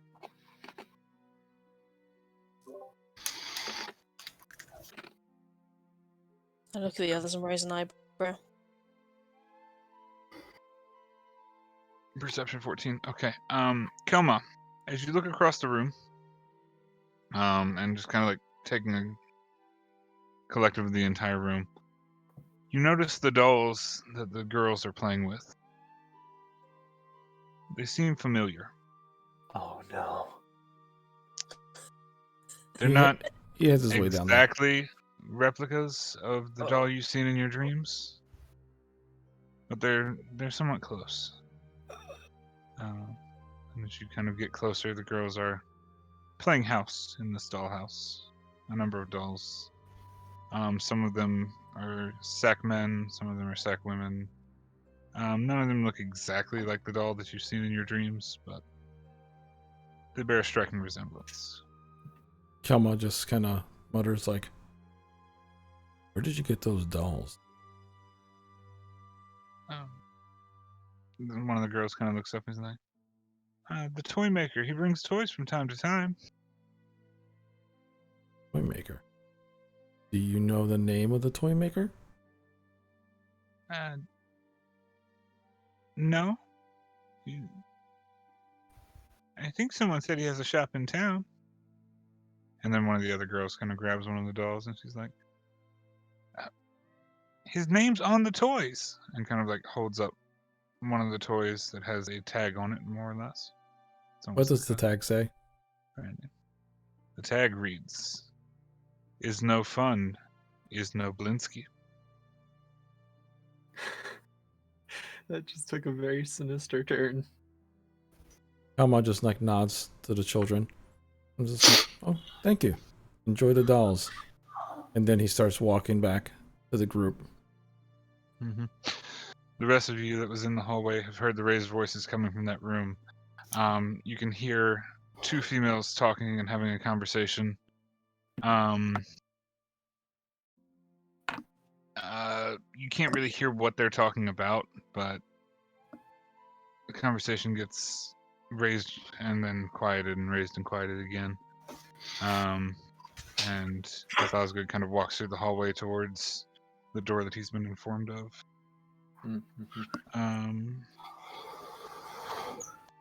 Do you open the door, Osgood? I'm not gonna open the door. I'm gonna like wander over and like knock Okay. quietly, like softly. Just trying to be respectful, right? This is not Correct. a place where I have Mhm. agency. Okay. So you knock on the door. Miss Belasco is going to shout from the inside. Who is it? Osgood Rayburn, blood hunter and monster hunter for the church. We heard reports of a sick child in your care. Goes quiet for a moment, and then you see the door swing open as Mrs. Belasco is standing in front of you. She just kind of looks you up and down, and He raises an also eyebrow. inside the room you see another lady. Okay. Um, Oh my god, it's a wizard. if you give me a moment, I'm doing some business, but Hi. I'll be with you in just a moment. Righto, I assume righto. you're here about Milovaj. Aye, we have reason to believe we might know what's going on. Possibly. She kind of like turns around.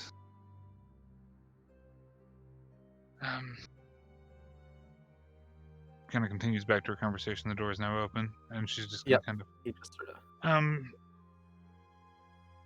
It looks like I have some business to attend to. If you would perhaps come back at another time.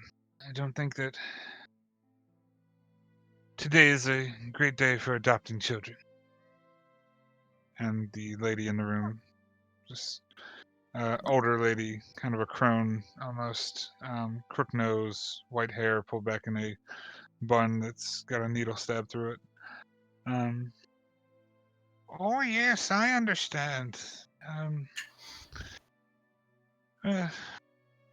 I so would love to have two dearest children of my own, but I will come back in a later day. Can I insight check this? Yeah. Make an insight check. I'll assist you in that. Oh, well, Yes. Ooh, Never mind. no assistance needed. Um. I get another natural 20. Wow. Okay. Yeah. Your blood hunter senses are tingling. I'll say that. Okay. Are they like, they're trying to pass something off, are they?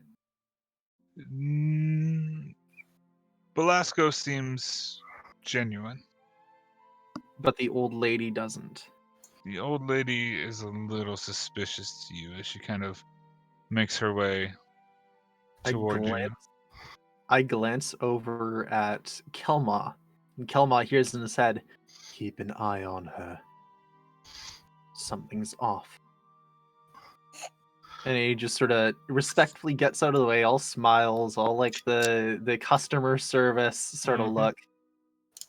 And she is going to exit the building. As she's exiting, I kind of say, "You seem a little old to be asking for some kids."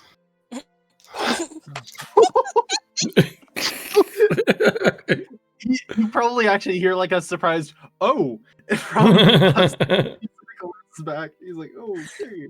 She's going to take a step back in the room.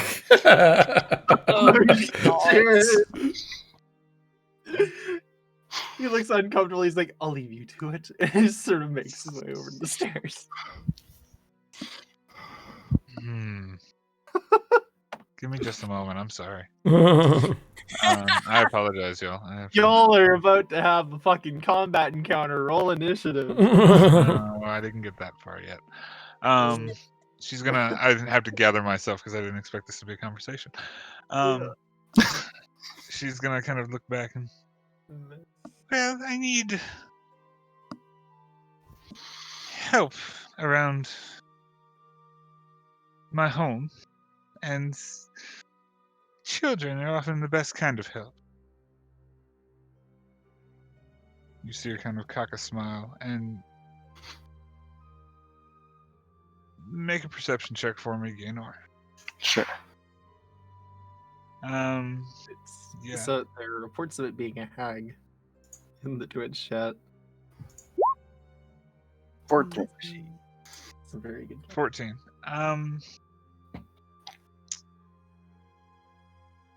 She does seem a little old to need to try and raise children.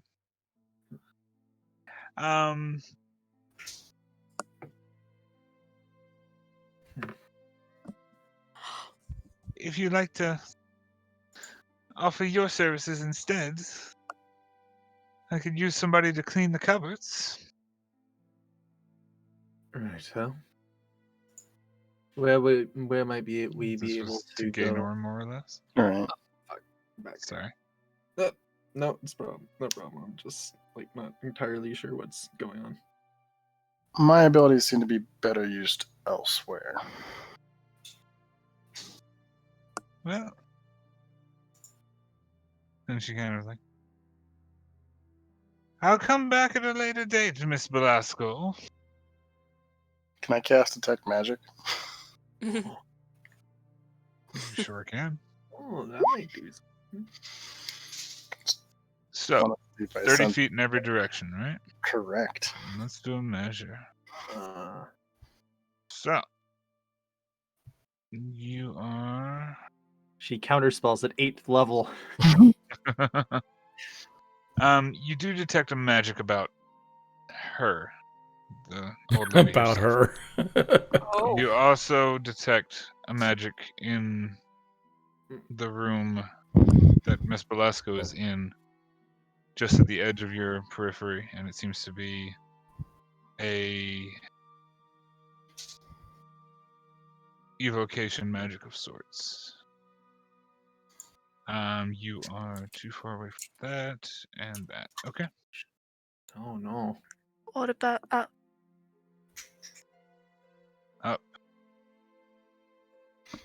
On the Up. second floor, in the rooms above you, Mhm. you sense. So on the second floor, up this direction, you sense magic here, in that direction, and then on further up. Oh no, actually, hold on. I apologize. Further up, right about here, you sense more magic.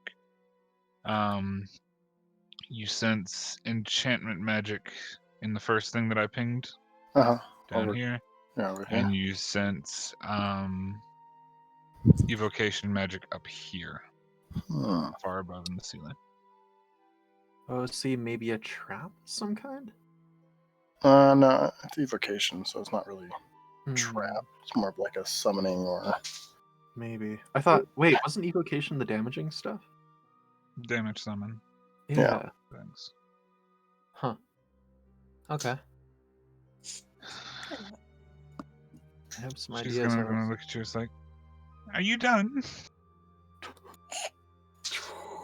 For now. Then I shall take my leave. And she kind of like wanders and hobbles back out. The kitty who was sitting outside, you hear the cat hiss as she walks by. This is like some Cruella de Vil type shit. Holy crap. Yeah.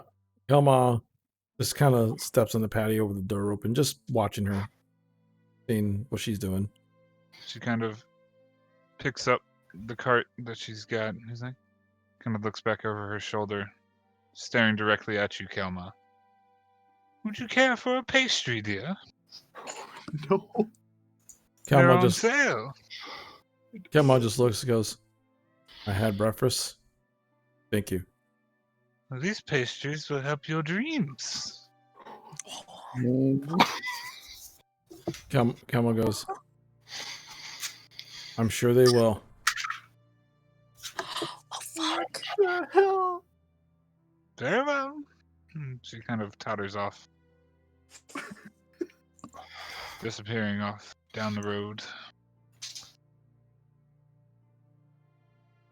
Kelma walks back in the room and he starts mentioning the dolls, and he looks more at Gwen and he goes, remember those dolls in the house? You see me almost shiver. Yes. And I go, the children, they're playing with dolls that look similar. And we got a name of a toy maker who makes those dolls. And DM, that the toy maker was the name of that guy, right? The one I poked in the face? No, Okay. no. Rictavio is the man you poked in the face. Blinsky is the toy maker. Okay, Blix. Okay, Victoria. Okay. So it's like, yeah, so I just mentioned the name and I go, there's probably a connection. I don't know what's up with these dolls, but DM question, because it's been a minute. Did anybody check the dolls in Mad Mary's house? no. No. Okay. None of us got close enough. No, Fair we enough. all Okay. well, there's one of I'm us not that got gonna close.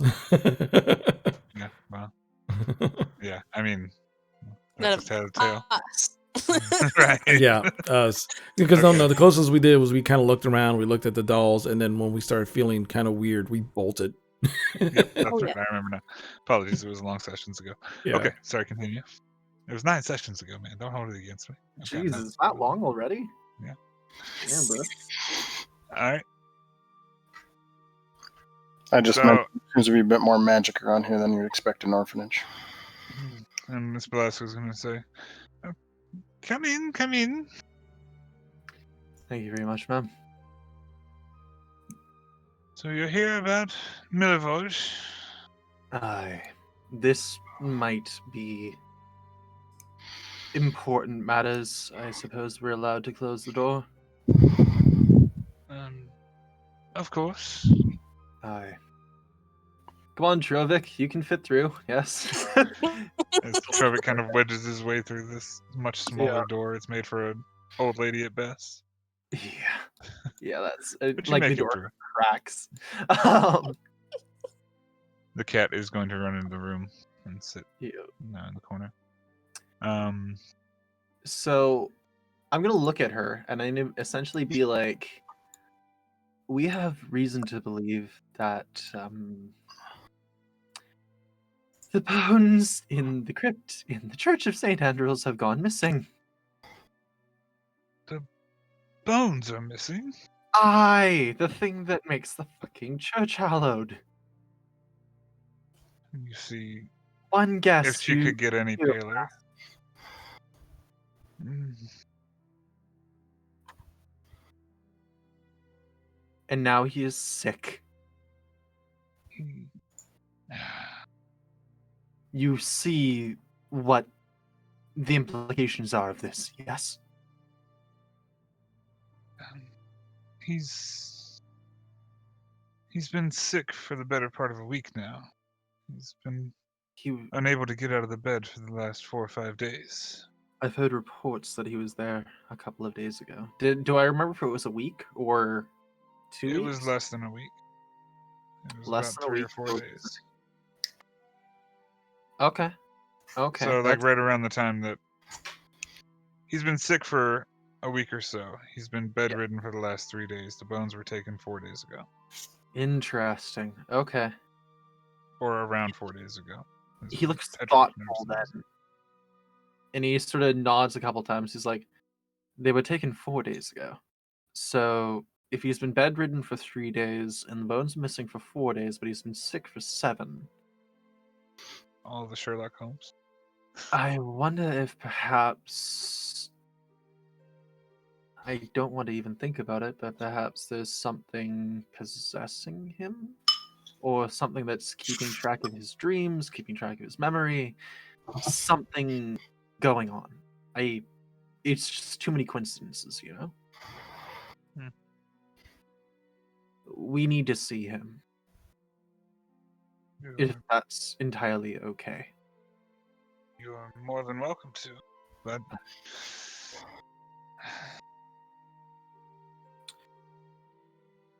And as a there's been side, strange. She's gonna like cut you off. There's been strange things happening in this orphanage. perhaps. What exactly, pray tell? The children have had all manner of scars and bruises appear on them. This sounds like a ghost or a poltergeist of some kind. Something. Surely. Or it might have something to do with the magical item in your desk. Intake a I'm breath. in my desk, and she kind of like walks over and pulls the drawer open, and you see her pull out a small, almost like a locket, like a gold locket on a gold chain. It's just kind of like, this is the only thing in my desk. This belonged to a young boy who lives here. His name is Felix. A good name. It has powerful evocation magic on it. She kind of like sets it down on the desk itself. Can I inspect it? Sure. She looks over at Osgood and just like, by all means. Right. So, I apologize in advance for interrupting your day-to-day life, but this is a matter of most importance for the church. I hope you understand. As you inspect this locket, just from the outside looking at it, it's like gold painted almost. It's not actually gold, Yes. but it's gold painted, and on one of the sides of it is the shape of a circle with an X scratched into the lid. Like it's always been there, or it's newer?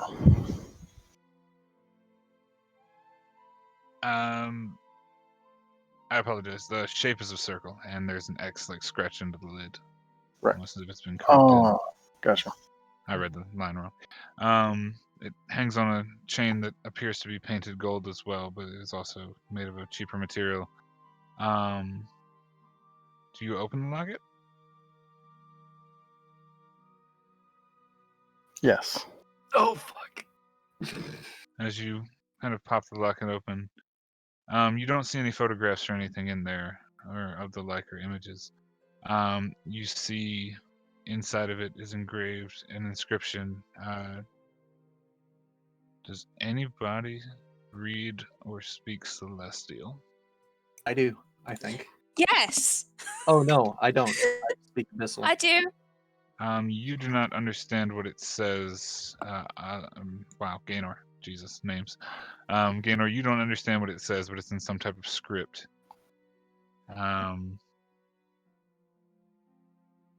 Does anybody else know this script? You kind of pointed out. Bramwin notices that she does. And Bramwin, as you kind of take the locket and look at it, you read the phrase in the inscription in Celestial. Let darkness hide from the gaze of the light. Let darkness hide from the gaze of the light. It's celestial. Darkness hide. Doesn't sound like a good kind of phrase. It also isn't mean, a really sounds- bad one, does it? Sounds protective. Sounds like a hammer of justice kind of thing, you know?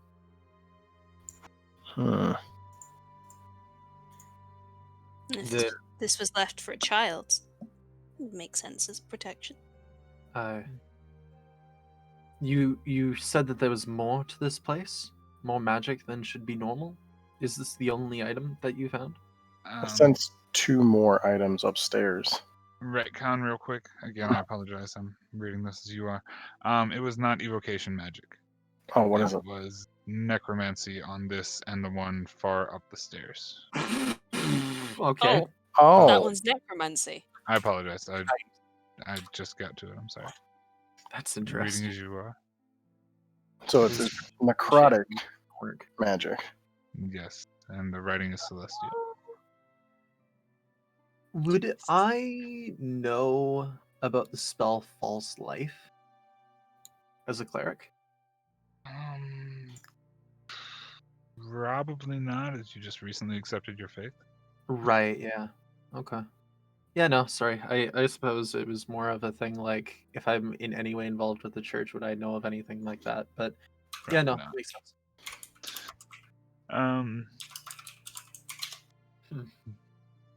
He just seems thoughtful. Yeah, Velasco's just kind of gonna like take a step around and just. Yeah. Felix has been acting quite strange recently. He's a troubled boy, to be sure. Troubled.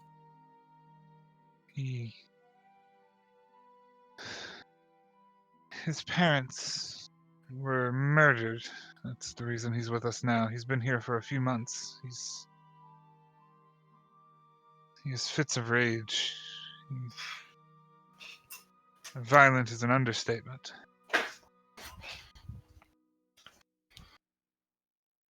Then perhaps we're thinking of this the wrong way. It's not protecting him from outside sources. Oh, sorry. It's protecting him from something within. Yeah. Aye. Well, perhaps it's protecting him from everything around him. And that's why we're getting the scars. I suggest you probably give this back to the boy. Aye. Seeing how it's necrotic magic, it seems to need an activation type wearing it or harm. Though, to be on the safe side, perhaps we should check out those other sources. Aye. I was going to Probably. suggest as much. She's going to take the locket back and be like, well, you have free reign of the orphanage. I will take this locket and try to find Felix and return it to him. He's always running off, that boy. Sounds like me when I was young. Do you require got- anything else? Or Oh. can I Not get much. to it? Which one was the boy? Not Felix. The other boy's room. Milovash. Whose name I forgot. Milavash. It is this room here. Boom. I'm asking her because Oh, I sorry. haven't been informed of that. Yes. Right. Apologies. She's going to say the room in the far northern corner. Milivard was the groundskeeper for the church. You'll notice he checks in a lot of dirt. Don't most children be outside Okay. playing. Yes. Thank you. Boop. I'm gonna head upstairs. You're heading upstairs. You are in the fun zone. There you go. Oh, Just can't oh, remember Oh god. Yeah, Is you're- everyone scroll up. going I'm upstairs? going upstairs as well. I mean, not everybody has to. No, Oh, not hold on. everybody's going upstairs unless. Oh no, where am Kama, I? where are you going? Upstairs, downstairs. What am I doing here? Where am I? Fig. You muted, bro? Might be muted on his end. He's not muted on Discord. No. Discord's been having issues where it just like mutes and deafens. Oh Not yeah. saying anything. Oh yeah. Fig says he's going upstairs. Yeah, I just saw that. Okay. Yeah, you Is might. Yeah. It's been doing a thing. Eh? Are you back, my friend? No. Very Keep obvious. trying. Yep. Wouldn't be a D&D session without technical issues. Not at all. There we go. Yay! Oh no. Were you saying anything before that we may have missed? Okay. Just want to make sure because I don't want to like cut your shit out. Okay, so you guys are on the second floor now. Just to clarify, Um, necrotic magic over here. No, that was the not necrotic magic. The necrotic magic was above you. The enchantment and the necrotic magic is over here. Yep. Over there's a loose term. Above is more accurate, but yeah. Above is more accurate. Yes, it's above. Yeah, lost her Another not. floor. Um, They lost their necrotic soccer ball on the roof. Irina's kind of gonna walk over toward where Belasco is pointed for Milivoj to be, and Cool. Belasco is going to head up the stairs, kind of behind you all as well. Irina's gonna make her way toward Milivoj's room that was pointed out, and it's this room here. So, it's up to you all. As you all walk through, you see the children playing. The three girls in the bottom corner have kind of gotten a lot quieter. You weren't in there beforehand, but the girls are playing quietly. The girl on the couch is almost finished reading her book, and the boy is just kind of like walking these children around the room. The children are now like asleep on his hip. As you all get to the room, I'll say for purposes, Irina's going to like push the door open and just kind of like glance in, take a step inside. Let's do this, there, boom. Okay. And while that is happening, the rest of you all are upstairs. Mhm. What are you up doing? I'm gonna head towards the magic that I know is up here. Okay, so as you walk into this room, I follow him. you see a number of sets of clothes, three small chests that seem to be like foot lockers or storage areas for clothes, and you see a lot of they're all in rags and tatters, but it's a lot of female clothing. For the most part, dresses, skirts, things like that. And then you notice in this room, oh no, that's gonna do all those things, and I don't want to do all those things. There, boop. You notice the room itself is pretty mundane for the most part. It has 4 beds in it, and you see on the far two beds, you see what appear to be small sack dolls, once again, with red cheeks and red straw hair. Kind of sitting on the bed, both with stitched in smiles on their faces. Mm-hmm.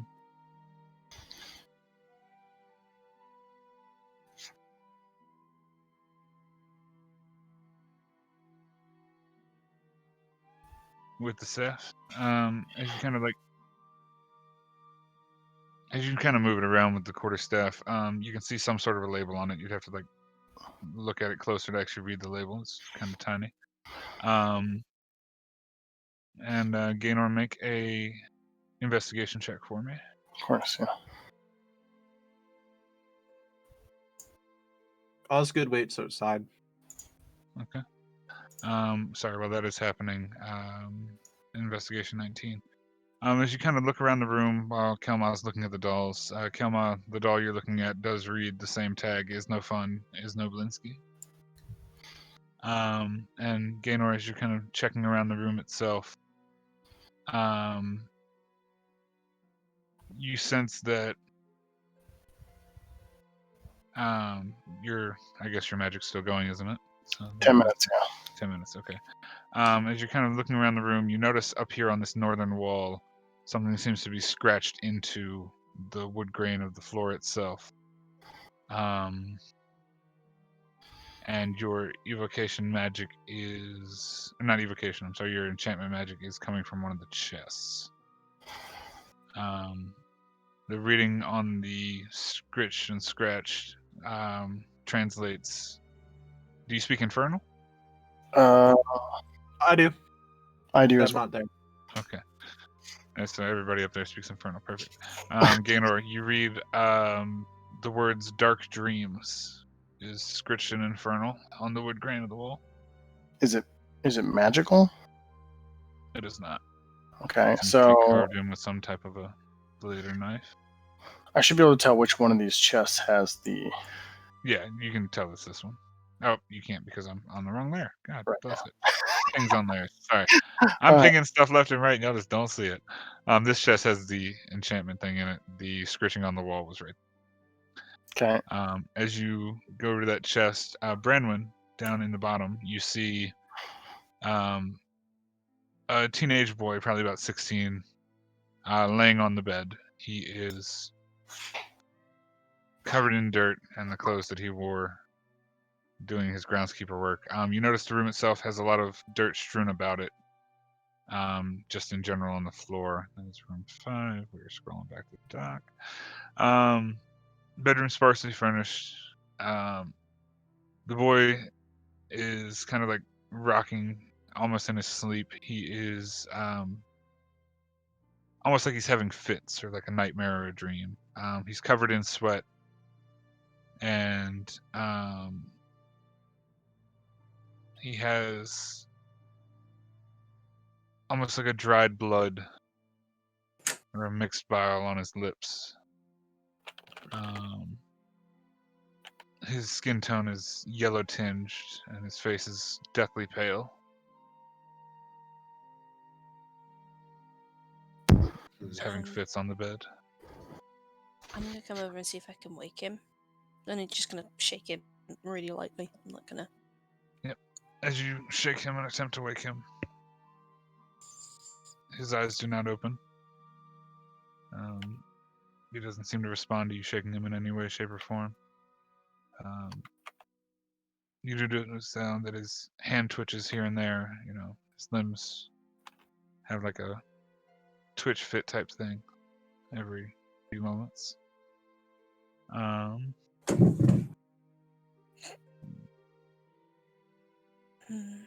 Everybody okay?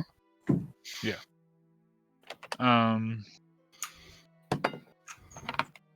As you open the chest upstairs for the funsies, let me see. Sorry.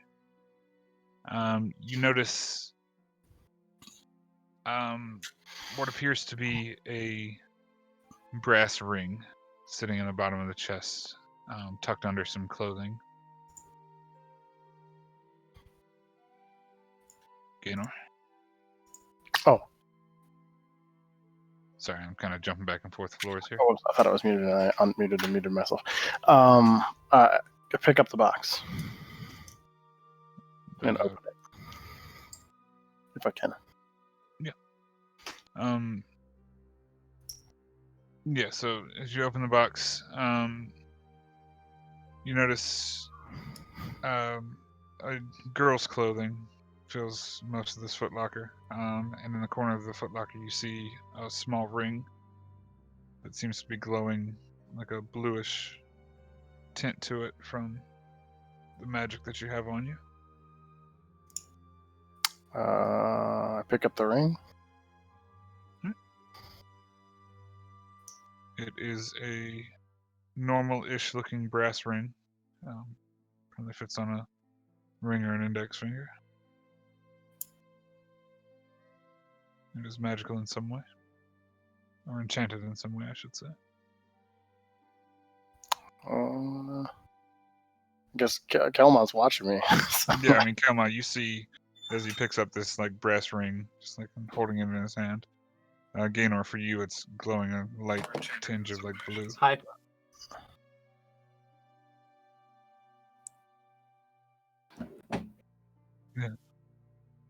Yeah, standing and holding a ring, just kind of looking at it. I suppose it'd take me some time to actually identify what kind of enchantment's on it. It would. I suppose. I mean, like, I could always bring it back if it's nothing of use to us. Or if it's something bad, I can destroy it. I'm down. I'm just making sure you don't tell on me.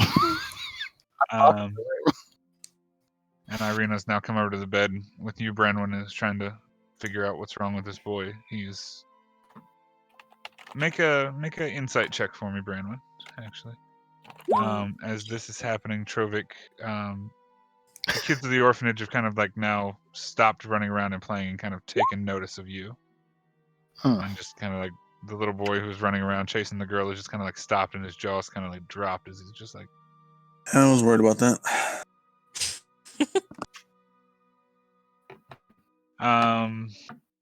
Quick, yeah, strap Branwen, the kitty. Your cat's going in the office.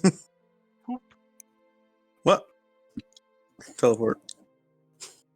The kitties have magical powers. Holy shit. Um, That's what's going on. They're just kind of like gawking at you, and then one of the boys is just like, "It's rude to stare," and the kid just kind of like, "Oh, okay," just kind of like goes back and walks over here. The girl just kind of like runs back on the other side of the room. You're just amazed by a Minotaur. It's not something you see every day in Barovia. As you all kind of get out into the main rooms, Miss Belasco is going to just kind of like tilt her head in here. She's going to have a small conversation with a couple of the girls inside that room, and you can hear female voices from the second floor. You can hear female voices kind of talking back to Miss Belasco as she's kind of checking on the children, making sure they're okay. You hear the crying of an infant from inside that room, and then she just kind of shuts the door once again. She kind of starts checking the rooms one by one, kind of peeking her head in, looking for somebody. You can probably assume she's looking for Felix, as she has the amulet in her hand. As she's doing this, I kind of talk to her. So I just say, like, I reach out to her. I'm like, there's one more place I need to check, and it seems to be above us. Is there a stairway or entranceway to whatever is above us? She's gonna kind of look at you strangely and say, "Well, if you need to get upstairs," she kind of walks over here and reaches up toward the ceiling for a rope that seems to be latched and faceted, and she kind of tugs on and pulls down the rope, and a small wooden ladder kind of descends from an opening hatch up the top stairs. The hatch drops and the ladder is attached to the hatch itself, and it kind of descends down right here. If you need to go further up, she kind of like points. takes a I step remember back. getting trapped in one of these when I was a kid. That was never fun. I need to go up, so I go up. I'll follow. Downstairs, people, are y'all doing anything? As soon as I can't seem to wake the kid, I'm gonna leave Irina doing that. Can I like start trying to check like under the bed in the cupboard, see if I can see bones? I'm assuming. Yeah, make an investigation check as you kind of tear the room up.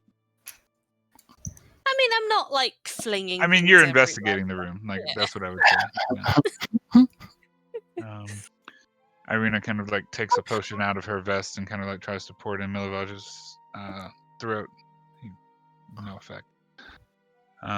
What'd you roll? Boop. No, you kind of pull open a couple drawers. There's not much in there. It's just a couple of folded clothes. You kind of check under the bed. Under the bed is completely clear and clean. You see his shovel kind of sitting on the floor in the front of the bed, but the desk in the corner doesn't have any drawers or slats or slots. You don't take a super thorough look, but you don't see anything in this room other than like the basin of water that's sitting beside the bed that seems to have been used to try and break his fever. Yeah, no. Trovik, as you kind of enter the room, you see now the boy laying on the bed having fits as Irina is kind of like trying to tend to him, and Branwyn is kind of haphazardly ransacking the room a little bit. Would you like to do anything, Mr. Trovik? You just stand in the room. Did we check the desk yet? The desk doesn't have any drawers or anything. It's just like a table. Oh, okay. I guess I'm gonna go down to this room. Okay. Probably 150. Okay. Sorry, wife came in. It's all good. This room that you walk into, Trovik, smells like mothballs. The bed is covered in a crocheted quilt, and other than that, it's pretty empty. There's a bed, there's a desk, there's a small cupboard. It seems like this room's been almost in disuse for a while.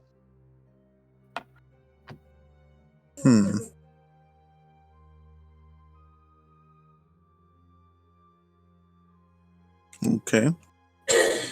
Well, Doesn't seem sinister or anything. It just seems well cleaned, but there is a lot of dust on almost everything. The desks, the chair. Seems do you like think would I be confident in that I could find something if I investigated? You can make an investigation check for sure. Sure. There's always something Why to not? potentially investigate. Boop. As soon as I find my character sheet. Think of it this way: you can't do much worse than me. No, you can't. You very much can, but that's called. So kind of taking a good moment to look over this room in a thorough investigation, you pull out some of the drawers. You pull out one of the drawers, and there's a letter inside of it. It's already kind of been opened, kind of halfway unfolded, and it seems to be a letter of some sort to a woman. Not quite sure who the woman addressed it to is. It's signed the caretaker. Doesn't look like it was ever properly sent. On one of the windows, or on one of the walls with the window, bless you, is Thanks. framed doily of sorts. The desk itself has nothing in it other than the letter, and the inside table is just basically like a well dusted over lantern. Nothing remarkable in this room. Okay. Gaynor, you're going upstairs. That is correct. Is anybody climbing up the ladder with Gaynor? I'm following Gaynor so that he doesn't die a horrible, painful death. You follow Gaynor. Kelma, what are you doing? As you go up to the next floor up, scroll up on your screen, please. Scrolling up on my screen. So where did I sense this necrotic magic?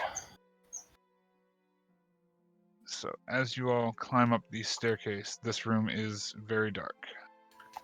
It is hard to see up here. Those of you with dark vision are fine, which is all of you, so of course you are.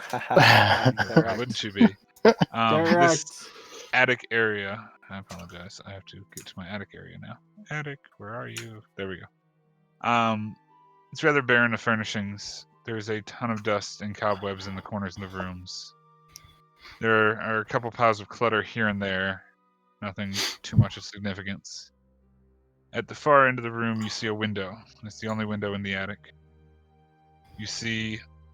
Oh, I did things. I need to not do things. That is my fault. I did you're good. The creature's on the other end of the room, how about? You shush. You see nothing. Uh-huh. You see nothing. Continue. You You didn't don't do see it. anything. That was a Nope. figment of your imagination. Absolutely Shadows on not. the wall. Yep. Shadows on the wall. Oh god, now I feel like an idiot. Very shadows. I'm very sheepish right now. You see, sitting in a chair is a young boy. He's almost silhouetted by the incoming light. She was looking for Henry, right? Felix. Felix, that's what it is. God damn it. Henry. As you kind of Hey, look you know, around Felix and Henry, all right. kind of It's a good take name. an eye to what he's doing, even in the dark, you can kind of see because the light. He seems to be carving a piece of wood with what appears to be a large kitchen knife. I kind of move up and I kind of speak out and I'm like, Felix? And questioning if it's him. Yes. I'm Felix. We've been looking for you. Well, that's new. Hmm. No one ever looks for me. Seems the headmistress has something that belongs to you. Is that what she took from me?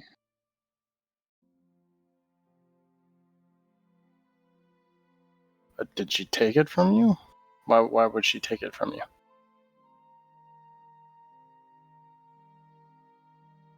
Miss Witch doesn't let us have personal effects. I see. And I'm guessing that upsets you, and that's why you've been acting out. Everybody says I act out. I don't think so.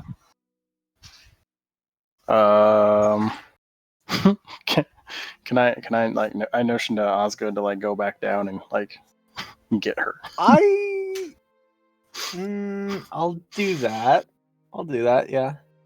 As Osgood goes back down to get Miss Belasco, you Damn said? it, I don't know what's Or going that- on, so I can't help. Like get that or the thing she's holding, whatever comes to his Miss mind. I suppose. Blasco! She's gonna come up to you and say, yes. We found Felix in the attic. Can we get that locket? I better come up as well. I'm paranoid, alright? And she kind of just like, well, if you say so, and she'll kind of like pull the locket out of her He coat nods. pocket and just kind of hand it to you. Downstairs, people, what are y'all doing? Okay, never mind. I was gonna. I'm splitting floors here. I have to keep everybody in. Yeah, you're good. Yeah, You're makes good. sense. Branwyn, Trovic. Oh, if he's going in there. Oh my god, this is so fun. Trovic, as you walk in to this room, it's a somewhat small, cramped kitchen. It seems to be filled with everything you might need to cook a bulk meal. It's definitely the main source of food around this area for these children. It does seem to be pretty well kept. And you see, actually make a perception check for me. Okay. Okay. So you see, on one of the higher shelves, you see what appears to be a knife block. A holder of knives, if you will. It's out of reach for most of the children. The slot for the biggest knife is empty. Other than that, you just see a number of cooking utensils, foods, things, stuff. It would sound so inconspicuous if we weren't currently facing the kid with the giant knife. Brandon, The- what are you doing? Oh, sorry, Trevor. No, you're good. Okay. Of it, because I have no idea what I'm doing. I don't know. I guess with these guys over here. As you all kind of like reconvene, and Irina's like, whatever's possessing him or keeping him sick is not natural in any way. I don't know much, but I do know this. Suppose we should check on the others, see if they found anything. As Maybe. you all are making that decision, Osgood, are you going back up the stairs? Yep. Okay. I had said essentially while everybody else is doing stuff, he's sitting in a chair in a dock room in the corner, and I don't like it. I am suspicious. And then he sort of takes it and like, stay downstairs. I don't know. This could be a possession thing. I'm a blood hunter. This is literally my job. I Well, think he's you're in good having hands. This conversation with Ms. Velasco, what are you doing upstairs? Mhm. Gaynor and Kelma.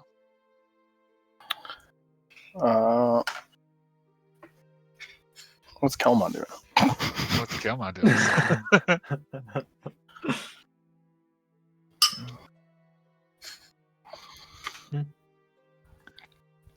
No. Mm. I'll move like a little closer and be like, "Are you all right?"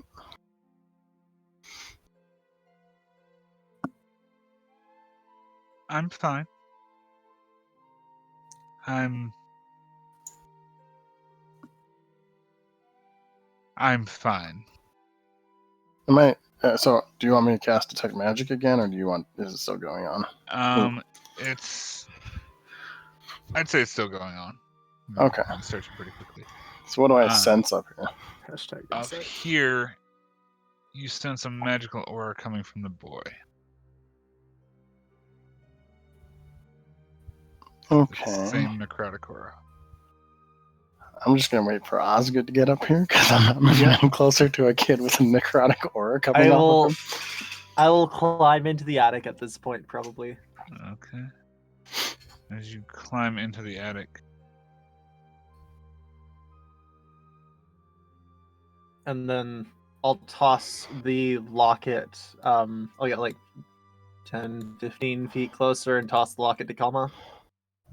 all right. As this happens, as soon as you get up to the top of the stairs, Mm-hmm. you hear the boy in a monotone voice. There it is. Indeed.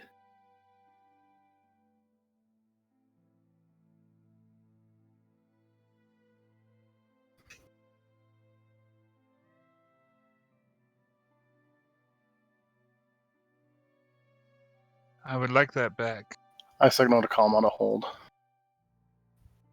I don't know if that's the right move.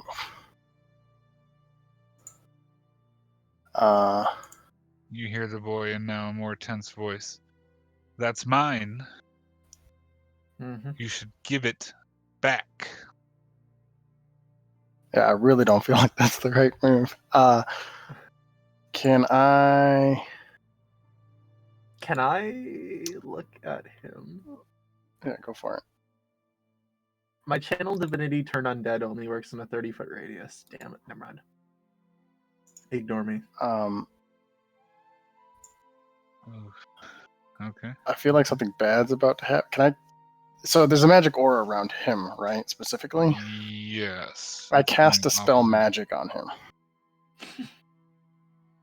Oh, I didn't know you had that.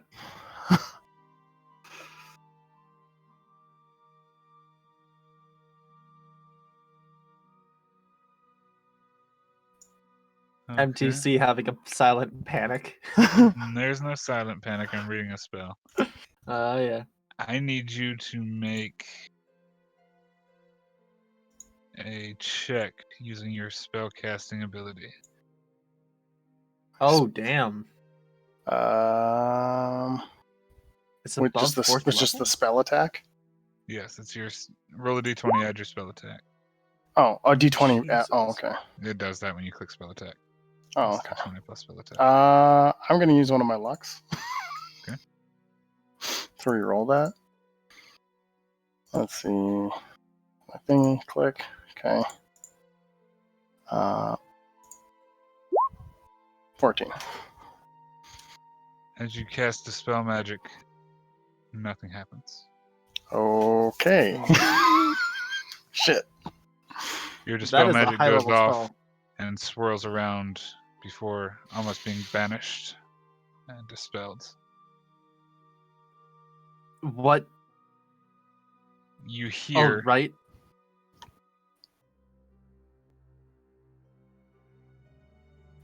That's not very nice. Give me my locket. Kelma, as you have the locket in your hand, I need you to make me a strength check. As the locket begins to try and tug itself away from you. And before you can grip tightly enough on the locket, it flies out of your hand and towards the boy. Can I cast Channel Divinity Turn Undead? Channel Divinity Turn Undead. Cast it, if you Okay. wish. I don't think it will let me use this. Display in VTT. There you go. So I present my holy symbol. So I pull out a locket that you guys probably haven't seen before of an anchor. I show it to the guy and I'm like, whatever is possessing this child, be gone. Please make me a wisdom saving throw. There's no wisdom saving throw Really? required. It is not Correct. undead. Well, he's not undead. Ah. Oh shit, right. It doesn't work against possession, eh? Right, yeah. Oh, okay. In that case, As he you sort of say looks that- at it. He's like, "Oh, Yeah. right. Okay. Well, that's As you say Really this, and the interesting. locket is now floating out in front of this child, I need everybody to roll initiative. all right." Like everybody? Two I of us are mean- just 2 floors below. Yeah. I'm aware. I'm just Honestly, saying, that's do you kind of wanna roll unfortunate. initiative? I wouldn't have known to do that. That's genuinely on me. Oh, whoops. That's a I shame. did not The click my initiative character. tracker isn't up. Right, I need to click on my character. Oh no, it's not. I'm sorry. I'm so sorry. Ooh. Wait. That's my bad. hold- Wait. Everybody reroll that shit. I'm sorry. Oh no, actually, Yep. no, it didn't. It didn't. Okay, Let me roll. clear it. Let me clear it. Reroll. Sorry. Everybody roll now. I apologize. Okay. Bad DM. The worst DMs. That's 20. better. Okay, 13 's everybody not roll for bad. me, and then when we roll, it'll be good. It's my highest roll of the night. And it's also completely useless. Yeah. Yeah. I'm not gonna get there before this fight's over. Cool. Yep. Shit. Sorry.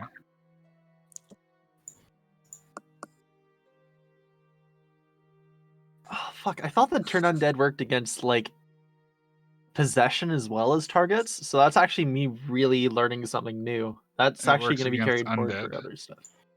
Yeah. Okay. This is not an undead. Yeah, Oh, the it's spell, not the an spell undead? magic would have worked had I probably gotten a 20. Oh The DC god. was Okay. 19, so Yeah. yes. Right.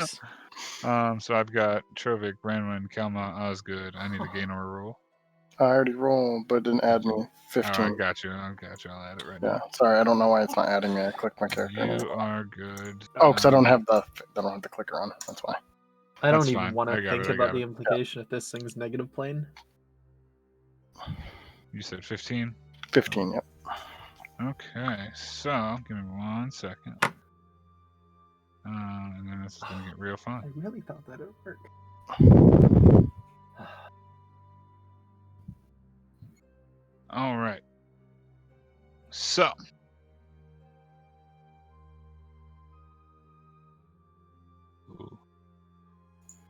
Um. This is my cantrip gone, I guess. Yeah, sorry about that. It's fine. I just genuinely thought it would work, so that's kind of me kicking myself for not thinking about it. Hey, I mean, we all learned something. Yeah. There's something to be learned every game of D&D, right? Okay. Hell yeah. So, Oh fuck! I could have guessed good. Oh shit! I mean, Time to kill a child. I tried. That's all so I You tried. as the amulet or the locket itself is floating in front of this child, you see what appears to almost be a shadow appear on the wall behind him before popping out of the wall itself, kind of like going down through the floor, emerging from the child itself. And you see in the amulet itself, the trinket opens and you see 2 more spirits fly out as well.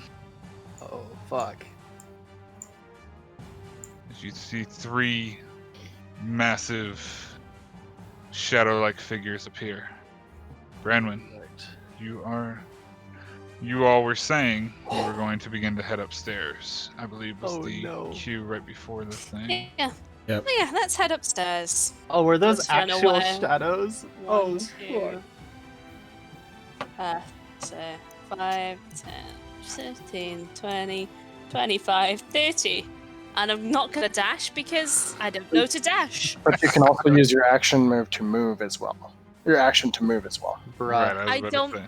But I don't. No. It's Yeah. essentially going to just continuing walking. Okay. I would 10, give you that. 15, 20, 25, 30.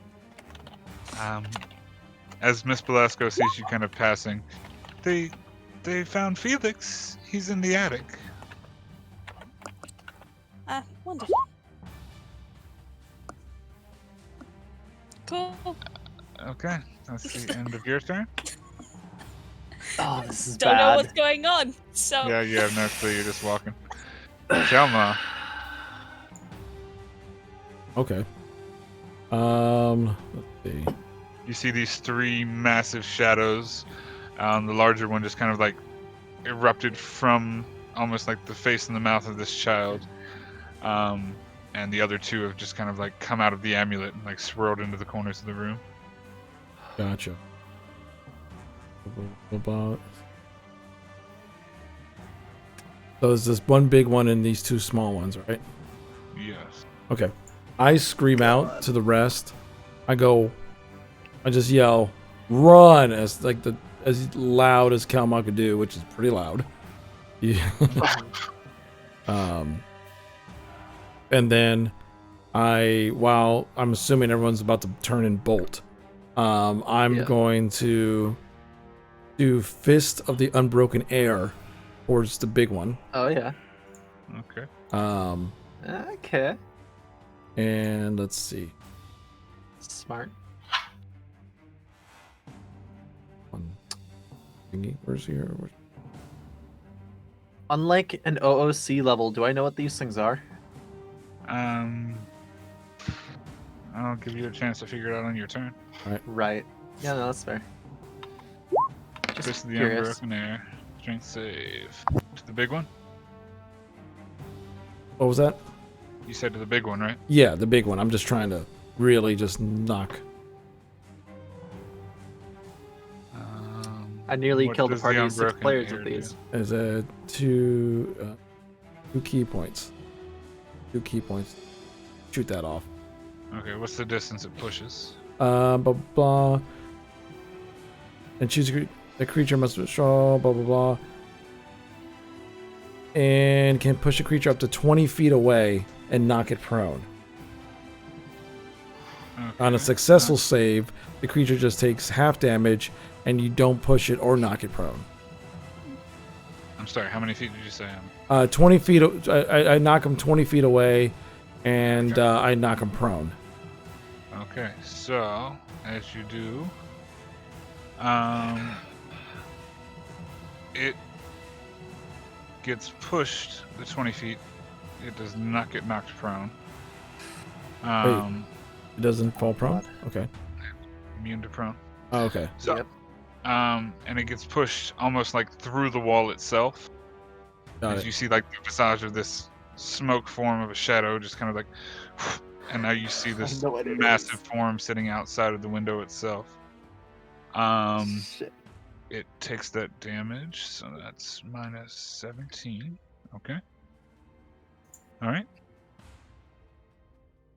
Okay. As you see Oh, it's Felix gonna modify like these. slam into the wall as you use the Fist of Unbroken Air. Yeah. Did the other ones get affected at all, or just him and the monster? This is just the one push, right? It's one target. Yeah, it should be one target, yeah. Yeah, just the monster gets pushed out. Okay, so the Felix is fine. Yeah. I mean, Um, it's a wall. Like, it literally just, like, phased through the wall. And now you see this shadow figure on the outside as well as the two inside. Gotcha. Doing anything else? I basically, at that point, since I'm assuming everyone else is going to be running, too, I back up about 15 feet. Because, we're all heading to here. And then I use my second action to dot as set as dodge. You're using... 'Cause I have two actions. To get back... No, you have one action, and then you have your bonus action. No, I have two actions. Oh, no, I have two attacks. Well, don't I have two attacks? Two attacks is not two actions. Oh, So we were telling you in that video, two attacks is not two actions. got it. So your Fist of Unbroken Air costs an action or a bonus action? That should be an action. Okay. Yeah, that's one action. So if you use that, then you have your movement and your bonus action. So you can move to here, Mm-hmm. and then you can spend another key point to do the patient defense if you want to. That's the only way you can. No. I'm gonna stay there and just hang out for a second. Okay. Kelma, you might have just saved our asses by pushing that thing away. Yeah. That's how far I can move. Okay, so. It's considered flying or not. If this creature is what I think it is, we gotta go now. Okay, so this one right here. Boop, boop. Oh, of course not, because I don't have pings. This one right here is going to fly over to you, I fucking figured. Osgood, and is going to. I'm making the save, yeah? I need you to make. I think you're making a save. No, it's actually to hit. So. Oh. Oh shit! It's a lot worse than I thought it was then. It's a 17 to hit. Oh shit! Yep, that hits. And it's 10 necrotic damage. Okay. Right. Yep. Okay. Keeping that in mind. It Okay, I know what these are. It's the worst. I killed a party of 6 people with one of these. Okay. That is going to be the end of its turn. And then the other one is that one there. This one It's not. is going to What's a fly and demon, phase though? back through the wall. Okay. What was that? 20, 30. And it is going to sit here in the center of the room. Actually, it is going to fly over in between the two of you all, almost behind you. Gaynor is like shit. mists around. That's going to be the end of its turn. Gaynor, you're up. Okay.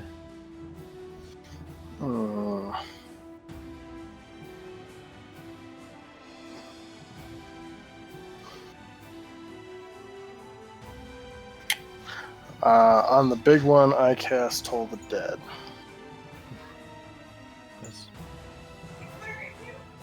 Yes. DC Wisdom saving throw 13.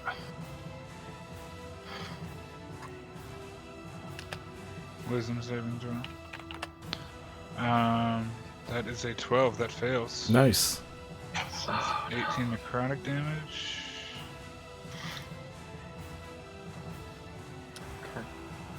Okay.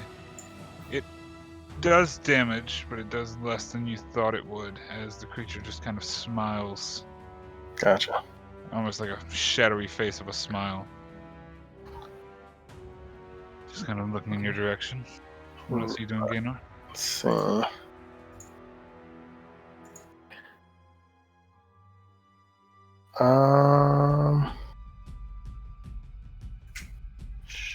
And actually, I'm going to do this real quick just so that way everybody that's the people can see the things. Okay, nice. I think that's the end of my turn. Okay. That is the end of your turn. Irina is going to run down and... Oh, that's fun. All the epic sounds. Very Yeah. loud. Yeah. So my question is, with Toll the Dead, did everybody else hear the bells? I'm not as familiar with Toll the Dead as I should So, be. Nobody else hears the bells, so it's not like it's Fill the against air a target. I think. For a moment. It's not the target, it fills the air around it. Ah. You point at one creature you can see within range, and the target must succeed on a Wisdom saving throw or take 1d8 necrotic damage. If the target is missing any of its hit points, instead takes No, 1d12. you missed something key there. You point at one creature you can see within range, and and the sound of delirious bells fills the air around it for a moment. Yeah. Yes, everyone hears the bells. Oh, okay, yeah. That the point is he's trying to get the attention of everybody else. Everyone in the room Oh, in the building okay. should know what's going on. I knew it wasn't going to Right, do right. much damage, but I needed something that was loud. Oh, I thought you were Yeah. wondering if it was going to do Oh, like no, AoE. no. No. No, we hear the bell. Let me DM. Right. Okay. So yes, as that Toll of the Dead goes off, you all downstairs hear the ringing of bells. Irina, now slightly concerned, is going to use her full move and dash to get to about yay here. And Tobolasco to deal with the children if something's wrong. She do that. Okay. Osgood. I am going to use my action to disengage, move 30 feet, and can I use a bonus action to open the hatch and slide down, or? Make a strength check. Oh shit. Oh, that's bad. Did that work? That's a 4. Oh god, yeah, no, that's not enough. Um, Rip. Okay. Sorry, give me a second. So that's a. Oh my god. That is a. So it is just not enough. Crap. Okay. As you go to pull open the hatch, and you almost see like a necrotic essence kind of shoot out from the large shadow in the center of the room, and it slams the door back shut. Could I get a word through? Probably not. Okay. Fine. Alright, in that case... Oh, crap. That's 25 feet. So I guess I'll move an extra 5 feet back and, like, get to the back of the room, I guess. Okay. Trovik, it is your turn. You have heard bells ringing from somewhere above you in the upstairs of this building, if only briefly. What are you doing, sir?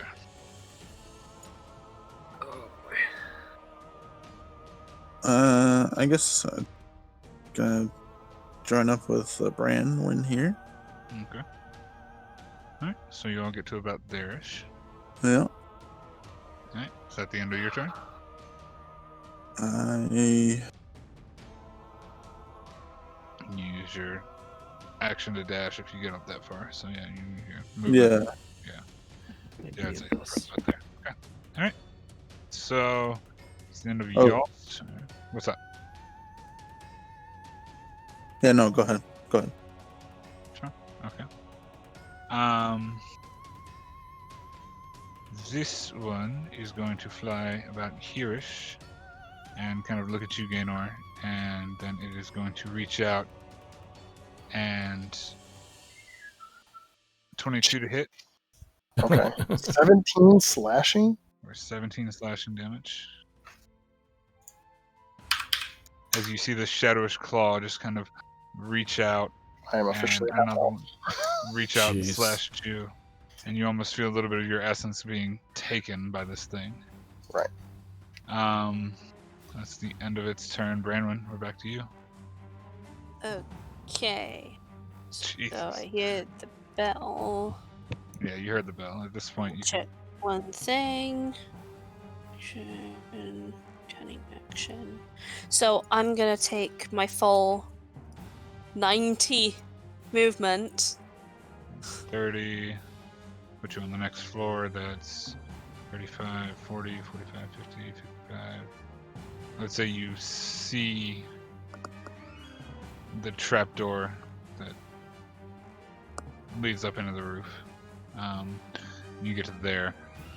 I need you to make a strength check for me. Oh god, that's not gonna work.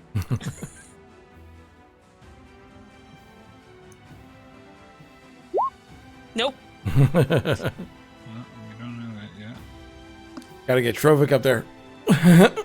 Yeah. Yeah, that'd be nice. 7 not gonna work.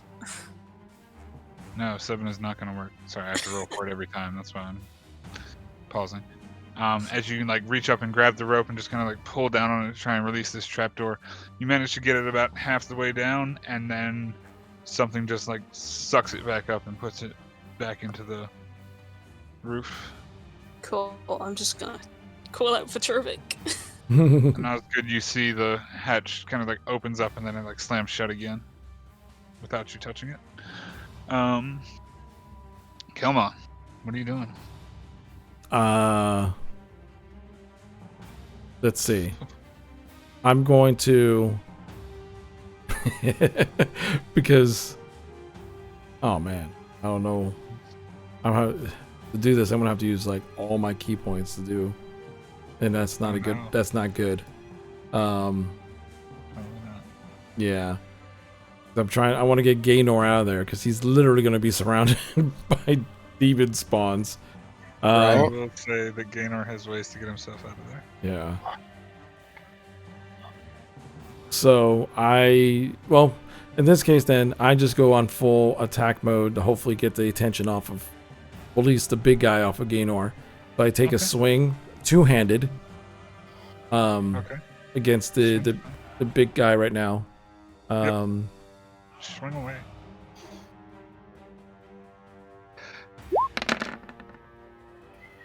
$27 to hit. Yeah, that hits.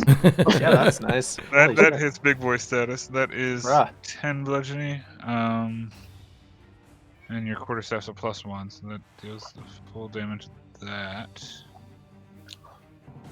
Alright. Oh man. Okay.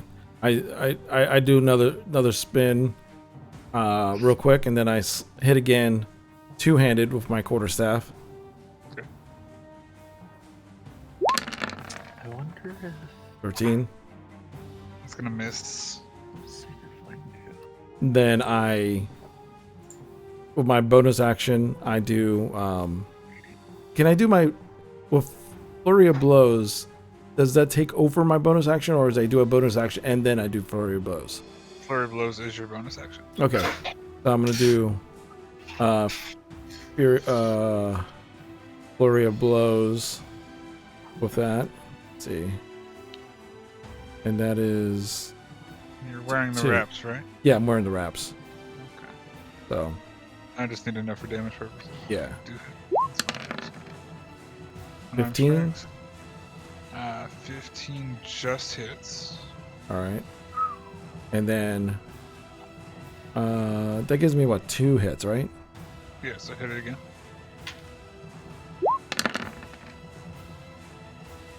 That Wow. misses. So 5 hits, 5 damage, and since your fists are magical, that's an actual 5 damage. Yeah. Okay. Alright.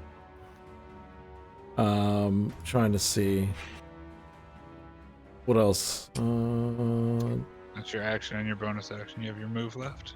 Yeah, my move left. Well,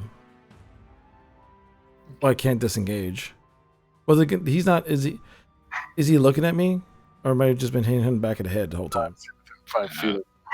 Yeah, it's within 5 feet of you, but it's not looking at you now. But So if you move it, we'll get an attack. okay. It's the 5 feet rule. You don't have to be yeah, looking at something to gotcha. attack it. Well then, I'm just gonna end it right now. Okay. Alright, so that's the end of your turn. This demon that attacked Osgood is going to come up to you, Kelma, and make an attack. 16 to hit. Just hits. It's 14 points of slashing damage. You also feel a little bit of cold come over your body. And I do a reaction. I do what you call it? Rebuke. Yeah, hellish rebuke. I just turn around with my eyes on flame, and just point at it. Okay.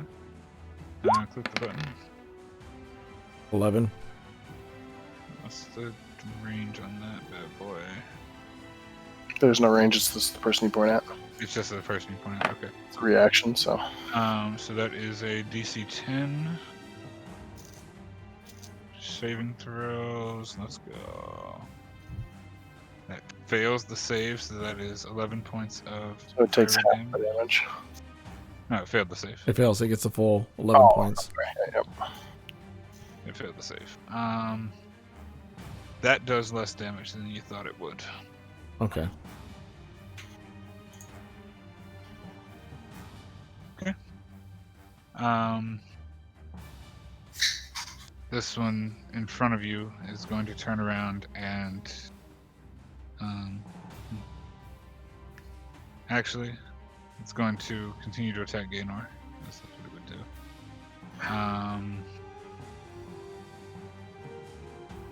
17 to hit. That hits. 10 points of necrotic damage.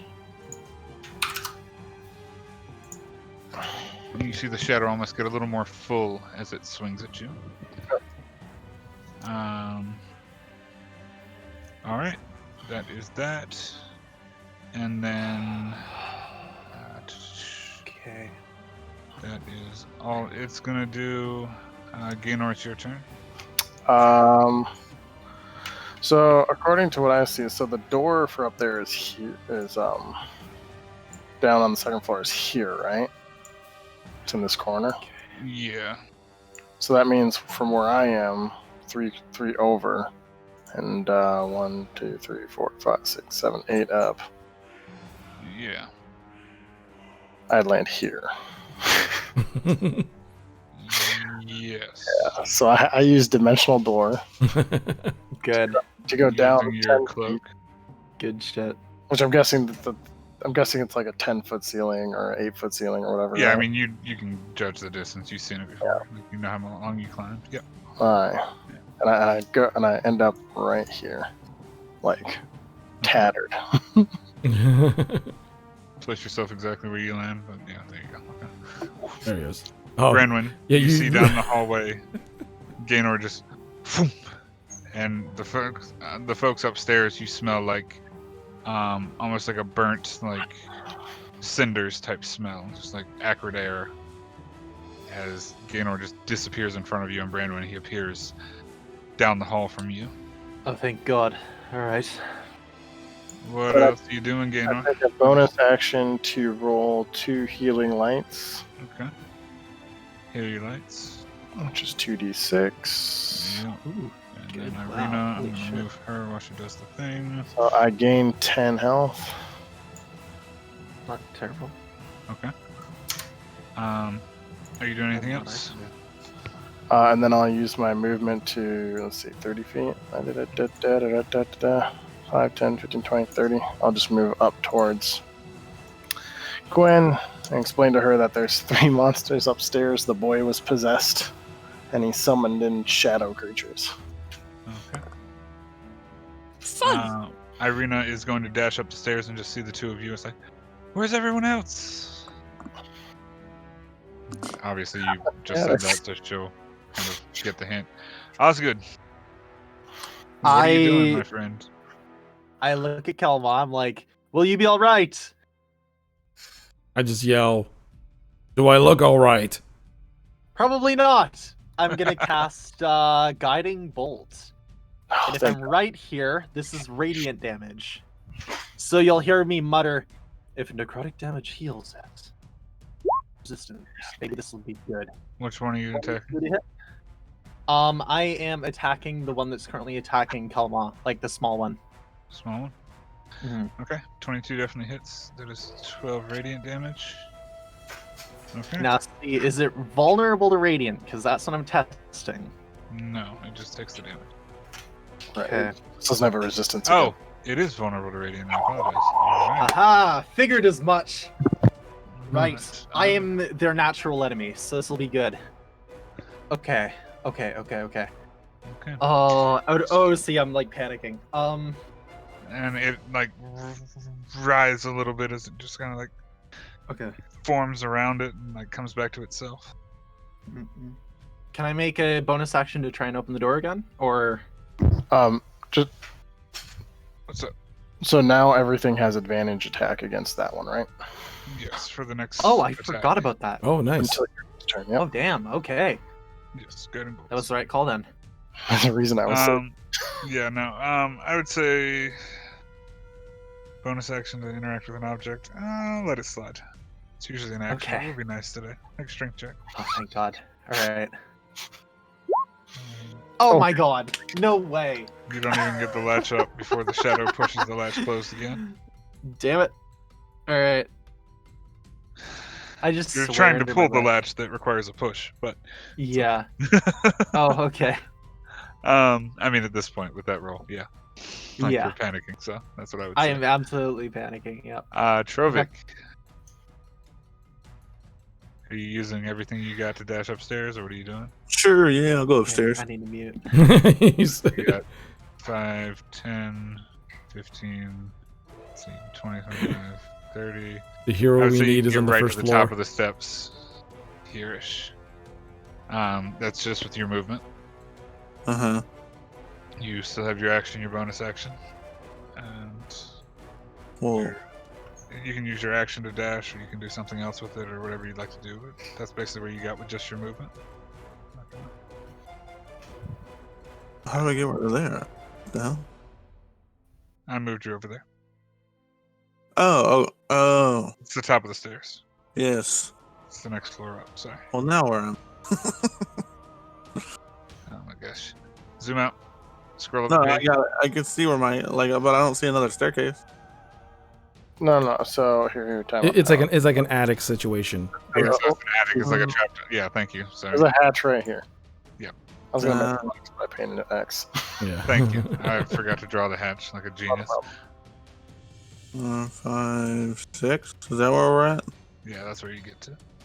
That's your action to dash. Action to dash. Bonus action to rage. Does it give Okay. you an attack? Does not, but So what happens if you rage and you don't attack something and or get hit? You lose it's your on the rage. next turn, is it not?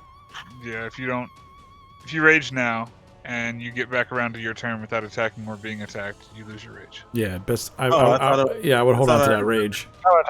That's a creature, right? Not like a door.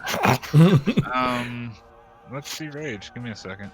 Yeah, hold on. I think it's any attack, isn't I it? just want to double check, make sure I'm right. As a bonus action, you can enter rage for up to 1 minute. You gain advantage. Your rage ends early if you're knocked unconscious, or if your turn ends and you haven't attacked a hostile creature Right. since your last turn or taken damage since then.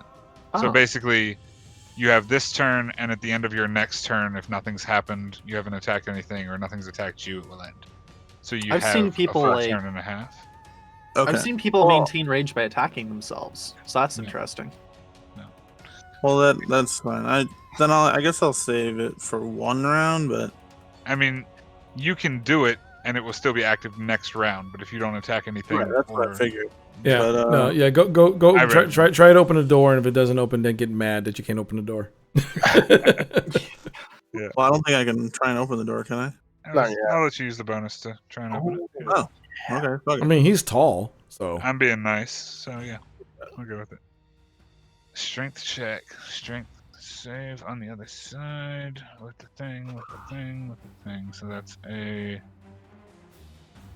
D20. So as Trovic kind of jumps up, Super Mario grabs style. onto the rope, and pulls the entire framework off of this door hinge. Jesus. Osgood, you see as the hatch is completely disappeared and ripped off. Ain't nobody got time for this door. You now see Trovic and Bramwin kind of below the hatch completely ripped open. Where the hell have you guys been? And that's the end of your turn, Trovic. Yep. The final demon is going to measure, because that's what we do here. Oh my god. It's going to phase through the other one and is going to make an attack at you, Kalma. Alright. It's an 8 to hit. Nope. Thank God. And it's going to use the rest of its movement to shift over here. And they're kind of like swirling and surrounding you at this point. Branwyn, what are you doing as the hatch is now wide the fuck open? Okay.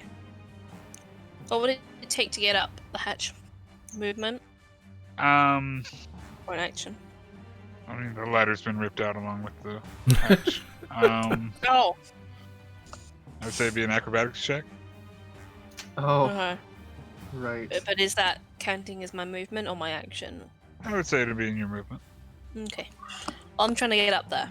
Okay, make an acrobatics check. DC 12. Oh, Jeez. You could use the remainder of your movement to attempt it again, but that would be all of your movement and you'd just be sitting in the hatch. Because I would say that's 15 feet of your movement to do the acrobatics check. Would it be possible for me to assist her? Like, give her a boost with my hands? Not until your turn. Okay. You'd have to declare that you were trying to help her get up the steps of the last one. So. Okay.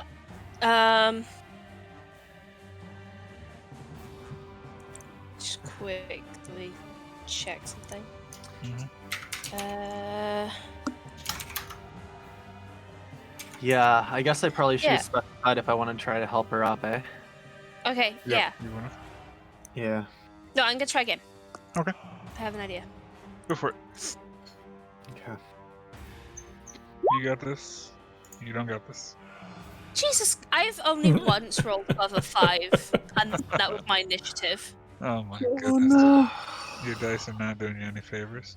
It's Nope. not helping today, As is you it? kind of like try and pop up the wall and grab onto the ledge, you just can't quite reach it.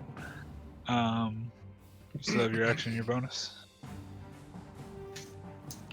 I mean, I what mean, can I see through the hatch?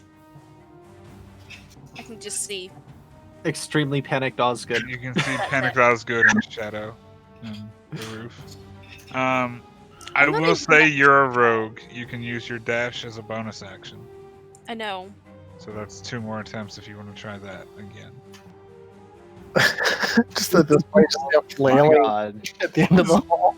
Watching her freaking try to Mario jump up. I know. I'm just calling her short. I mean, it's a hilarious. 10-foot ceiling. She's not like. I'm 6 foot. Then it's a 12-foot ceiling. Jump higher, Super Mario. Wait. Jump higher. Brandon's that I'm tall? gonna have to keep trying again. Damn. I She's thought she taller was like than 4 both of us. feet. Yeah, I thought she was like 5'5". Oh, she's taller than both of No. us. Oh, she's super tall. Yeah. Tall lady. Oh, I just right. Fuck So, as you attempt the 3rd time, you latch onto the ledge and just barely manage to pull yourself up. You're Oh, there you go. winded from doing so, and you're down prone on the ground on the top floor as you kind of like cat crawled your way up to the final top floor, Oh, and you're about It's here-ish. the last thing I need. Shit. You still have 15 feet of movement with your dash to stand up. Cool. So I stand up. That's You are all now I can do. standing in the Oh, attic with 3 shadows and a Kelma in front of you. Cool. Welcome to hell. Right. Now then, This is I glorious. use my So braces of bad. haste as my action, 3 which grants shadows. me haste spell, which means I get a hasted action. You Correct? do indeed. Oh my Wonderful. As you click the bracers that are on your hands together, a white light kind of emanates from them, covering your entire body, and you are much faster than you normally were. Oh, they're It seems as haste. if everything around you is going in slow motion. What do you do?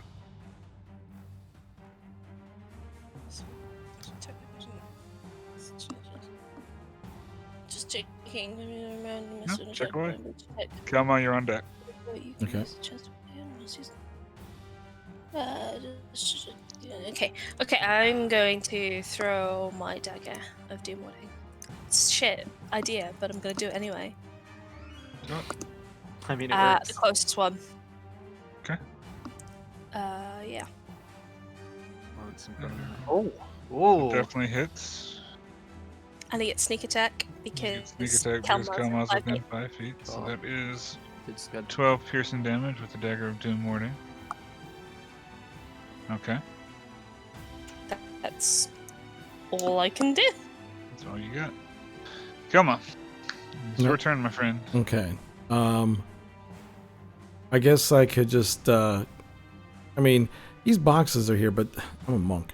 Like I'm just like these are just like mild annoyances for me if I Yeah, I really mean want. they're like 3-4 Yeah. foot high boxes, so you can Yeah, they're mild annoyances for give up onto a box. to get Take onto a back box. some of them. So I'm going to disengage. Okay. All right, and I'm going to move. Oops, that is not how I bounce here, then bounce to about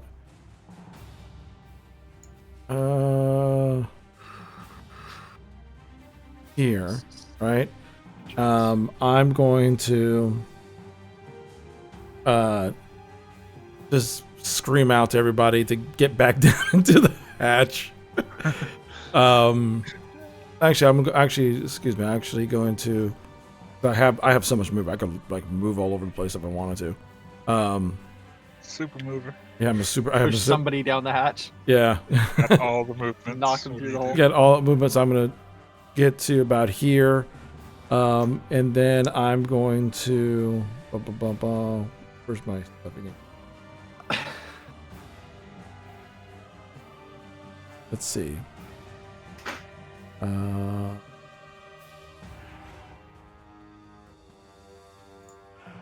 my I'm gonna God. do another fist of unbroken air against the one that's like right here. Okay. Just to push him back. And I just do another fist of unbroken air. Is that an action or a bonus action?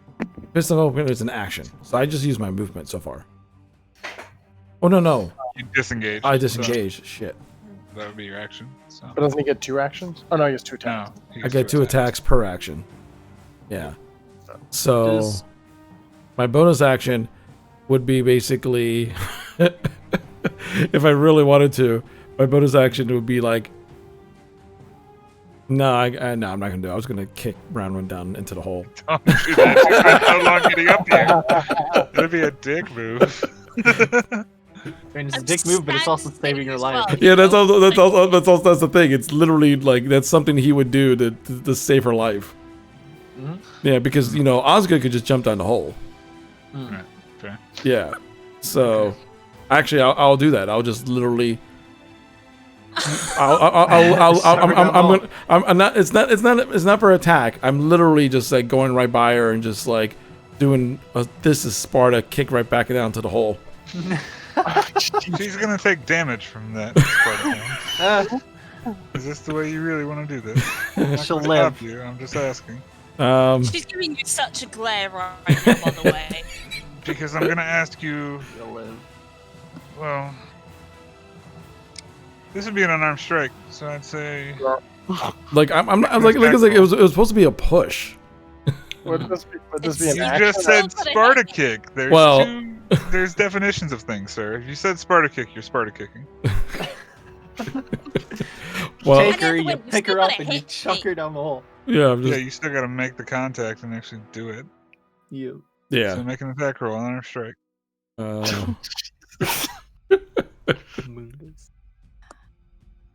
You don't know the It's power for of the your cause. fists. Is blue. Oh, Miss. Oh, What's your AC?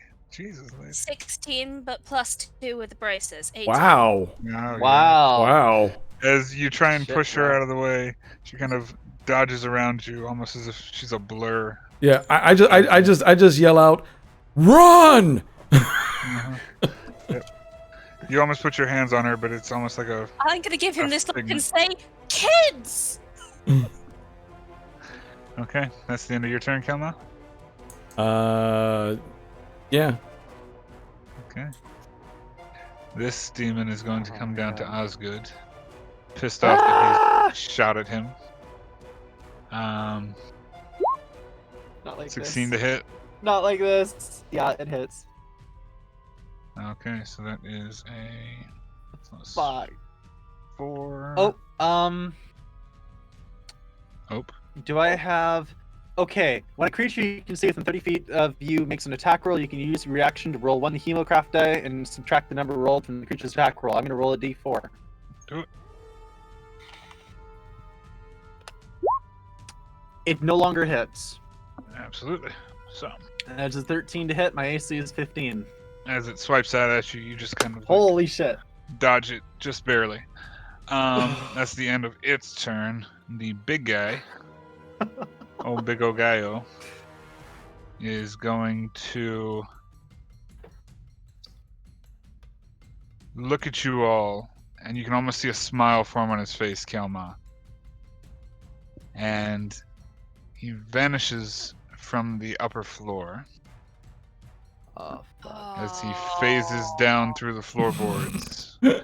And the remainder of you all on the bottom floor can now see this creature. It's going to look around at all of you. It's going to move over to Irina. Oh no. Of course it Going is. to miss. Oh. It is going to. Oh no! Oh.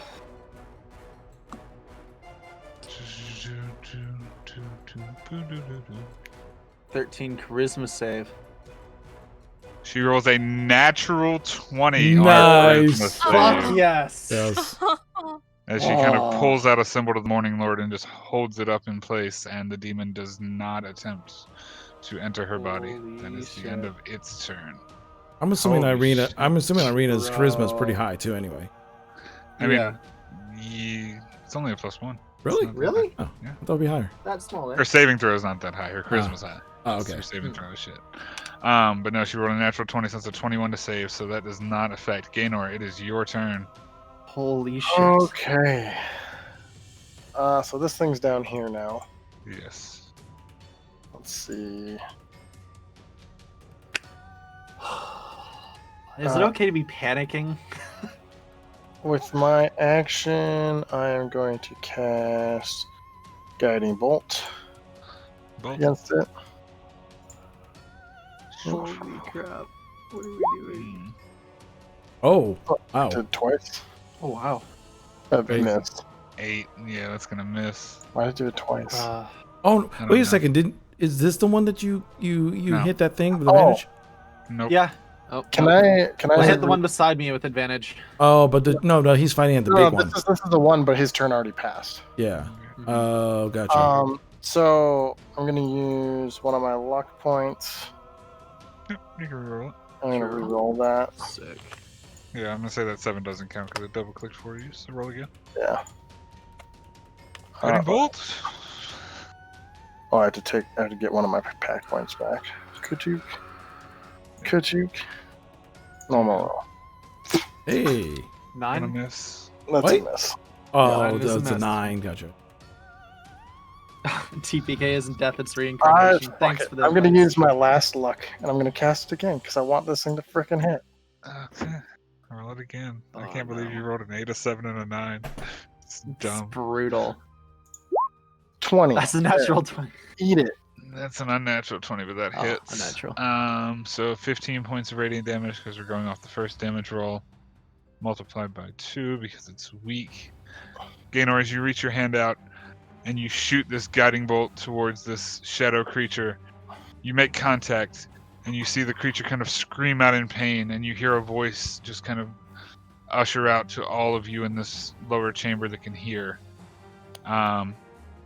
It just angrily, "You will never be able to defeat me," and then fades out, shadows away, and disappears.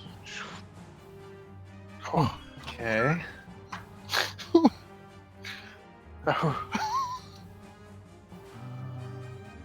What else are you doing, Gaynor? Is it the end of your turn? Um, You have movement? I have movement and I have a bonus action. As a bonus action, can I assist someone or no?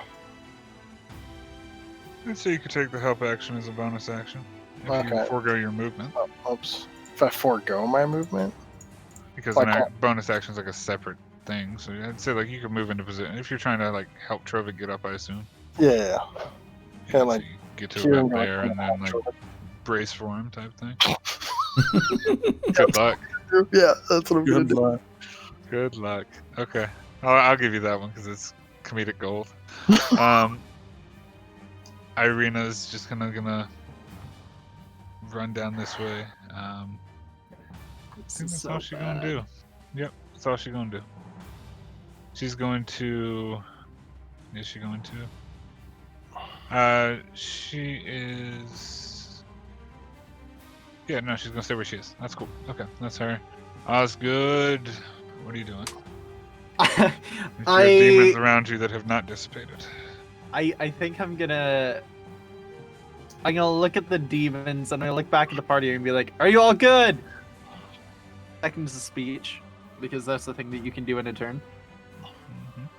And then he's gonna say, "Follow me," and he jumps down the hole.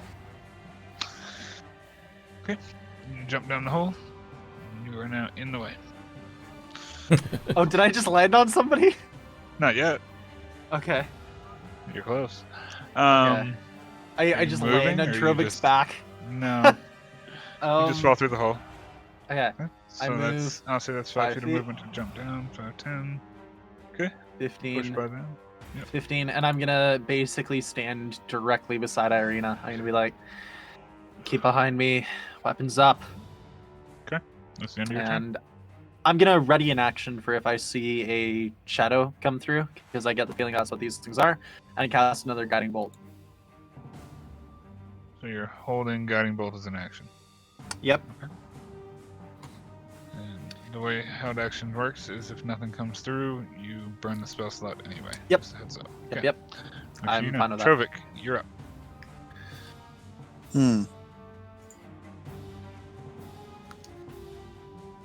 I'm gonna go up there. Fuck. So I would say make an athletics or an acrobatics check. Athletics is probably your bread and butter, so you should probably go with that one. With advantage? Question mark? With advantage because of the Gaynor trying to brace you. Oh, he has no problems.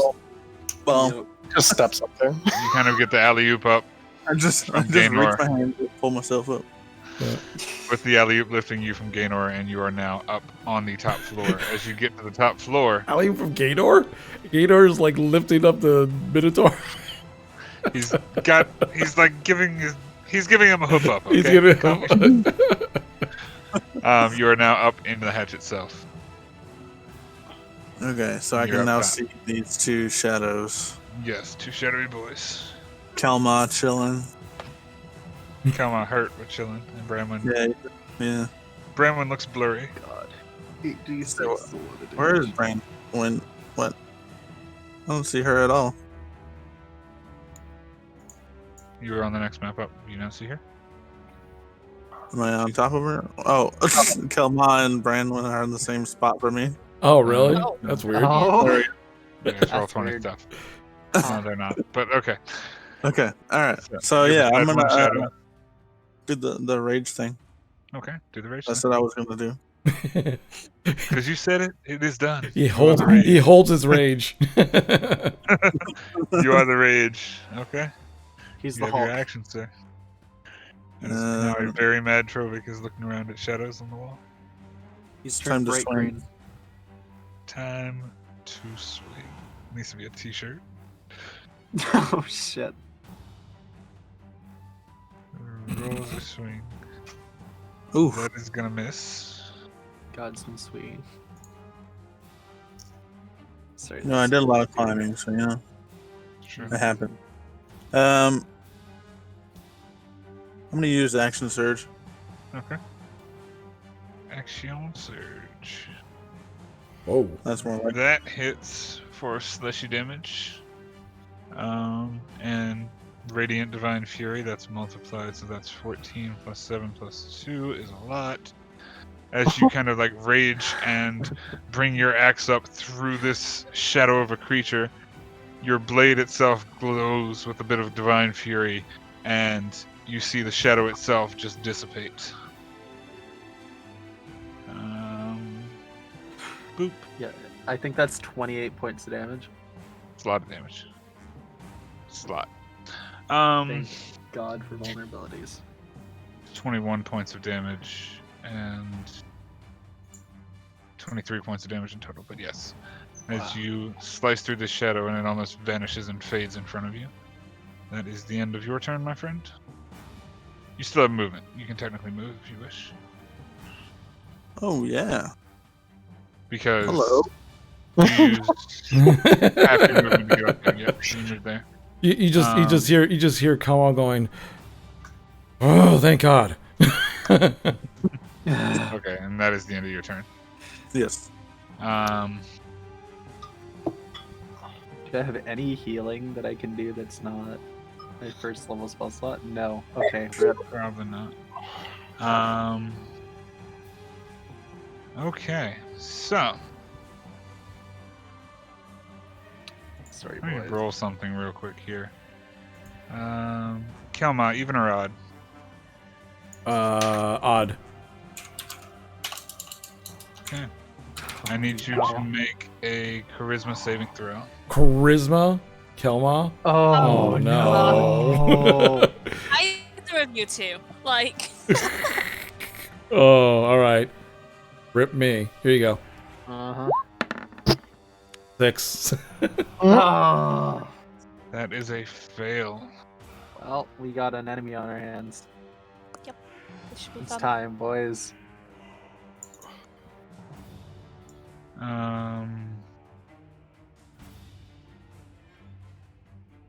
Oh, fun.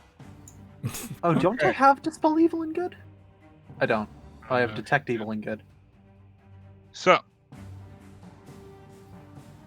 that is the end of its turn. Branwyn, you watch as this shadow spirit dives towards Kelma and almost like enters his body, and you see a small shadowy form surrounding Kelma himself.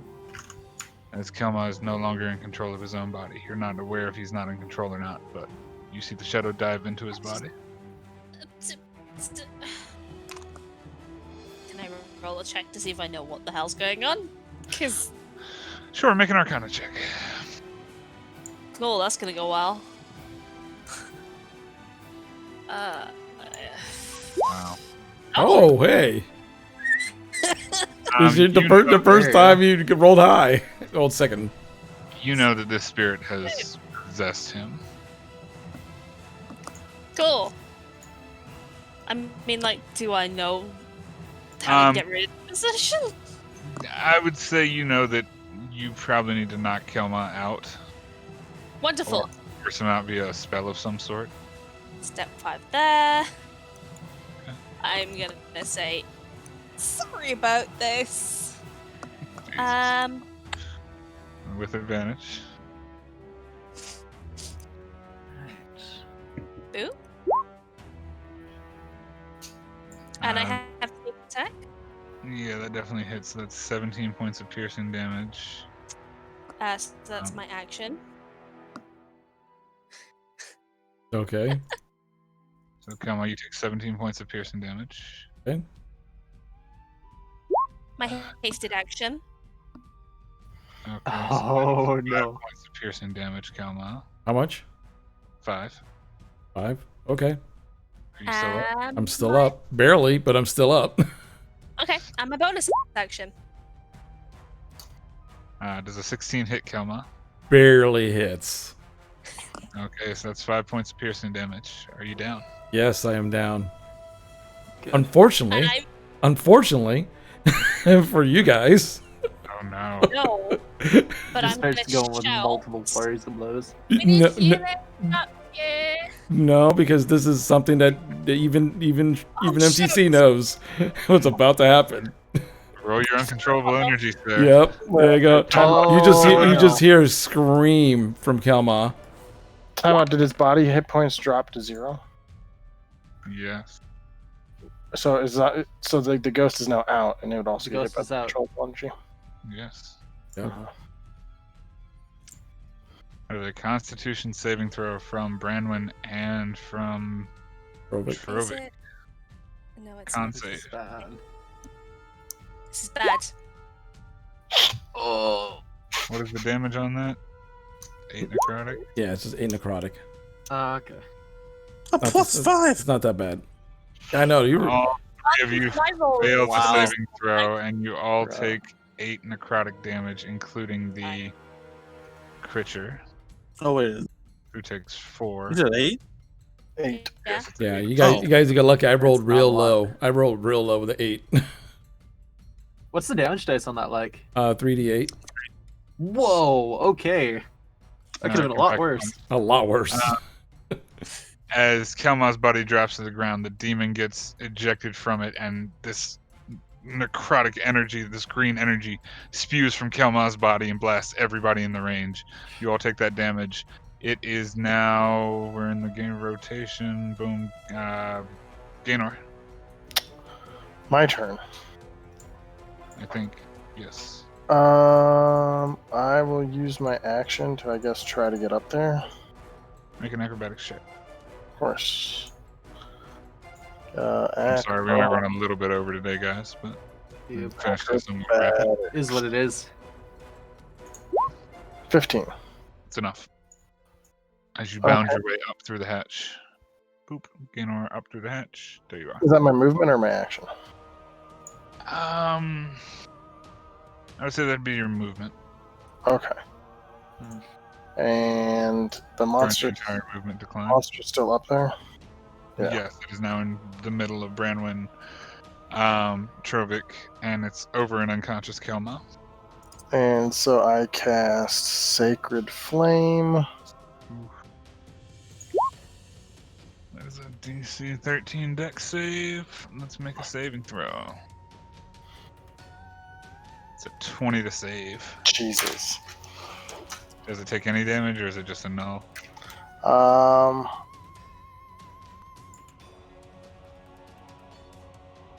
The target gains no benefit from cover from a saving throw. No, it's just a saving throw. As you cast the Sacred Flame, it doesn't seem to take effect. As a bonus action, I'm actually no bonus action just yet. Emboldening bond. I stay. Alright. Choose two creatures. All right. Irina's turn. Irina is not climbing up there. She's just gonna stand down here and wait. It's like she knows there's fucking 4 people in an attic already. It's the end of her turn. Oh, that's good. I'm gonna move over to Irina. I'm gonna basically clap her on the shoulder and say, "This might help." I'm gonna cast Emboldening Bond. So, with an ally as an action, I can choose 2 willing creatures within 30 feet of me. Gains a D4, essentially. So you and her both gain a D4 every roll? Mhm. Got it, Mhm. okay. Is that the end of your turn? What are you doing else? Otherwise, I'm just gonna keep an eye on things. See, I'm basically trying to protect her from if this big ghost comes back. Sounds good. Trovic, you are up, my friend. Do you have a ghost Alright. kind of floating over Kelma's body? It's a Yeah, I'm gonna ghost. swing at the shadow ghosty guy. Shadow ghosty guy gets swang. Whoa. I was gonna say Damn. advantage, but It's the ghosty guy's over. It's game over. That definitely worked. oh yeah, dead. So that is 18 plus 7. no, because we double dice. So that's 22 plus 4 is 26 plus 2 for raging is 28 plus 14 for radiant times 2 is 28. It's very I'll different. let you describe how you want to swing through this thing since you just did about 50 some points of radiant. 62, I think. Certainly. Trovic smash. Yeah. So what I'll do is I'll slam the head of my great axe on the floor next to the monk and kick it up into the so it swings full from the bottom to the top of the shadow, cleaving it entwined. As you do this, you swing through with your 58 points of damage and cut this thing as it disperses and fades, and you see the wisps in the shadow just like melt away. The attic becomes just slightly brighter, and you hear from the far side of the room, you hear the screaming of a boy as he just screams out in terrible pain. Those of you with dark vision, Brandon, I believe you're the only one up that can see it from there. You see the locket that was floating in front of him, pulsing necrotic energy, just collapse and fall to the ground and clink along the panels of wood. And that is the end of combat. Down below, you hear a muffled "fuck." You don't know that everything's dead, I don't think. Oh, I know, but he's still definitely panicking. Do I need to make a death saving throw? Let's get around to rounds real quick. Give me a second. Yes, I need you. Oh, Well, my Brandon, God. it's your turn before that, but yeah, Kelma, I'm gonna need you to make a death saving throw. Monk needs healing. that's it. You're like pointing at the body of the floor. He needs healing. I look up. You hear from below, "I can't do that. I need another 6 hours." Oh no. That's it. Yeah. Just looking at the kid. Yep, that's a success. As Kelma's down on the ground, visible wounds on his body from these ethereal things. Gaynor, you step over. What are you doing? The kid is now also on the ground, and he actually needs to make that save as well. So I'm gonna drink Oh, one. Just like watch him try to save himself. That honestly went a lot better than it could have. 30. Do I see that the kid is like down? yes, you would see the kid is down and like on the ground. And a kid. Oh I'm shit. sorry, what were you saying, Gaynor? I'm gonna drink a potion. Shit. You're drinking a potion. Yes, I am. Over the Step over Almost- the corpse and drink a potion. Irina's just gonna kind of shut up. The hell's going on up there? Trovic, I would say your rage is... You're still raging, but you can end your rage if you wish. As Bramwin kind of walks over to the other side of the room, Kelma, I need another death save from you. All right. can I attempt to stabilize the kids? Make a medicine check. Oh, Another okay, save. he's definitely good now. Another save. Nope. No stabilizing this kid. Man. I thought this was like... I thought these were shadows, and what they do is intelligence drain. I thought this was going to be a much harder fight. No. That's the end of that round of stuff and actions. Is anybody doing anything else? Calling for help. Kid has to make another saving throw. Here. I'm gonna cast. Can I boost Irina up? She's not going up, but If she's not gonna? I'll cast one healing light on the kid to get him up. You just hear coughing blood in the background. You're doing Um, fine. You don't need help just yet. Settle down. Takes a deep breath and just Oh like, man. you hear him now breathing. He's down, face down on the ground, but you hear him breathing. I Okay. know to again now. Kalma, I need another death save. Right, let's see. My God. Oh, that was a fail. Okay. Now we're probably gonna want to try to bring him up. Mm, I mean, he's 2 saves up. what are the rest of you doing? I guess I'll climb up. Make a medicine check for me. Ooh, I never made one of these. 7. He's not particularly good. Your field medicine wasn't the best when you were in the army, much less Mhm. sitting in an attic trying to stabilize somebody. I didn't need medicine in the army. Um, You see what I just did?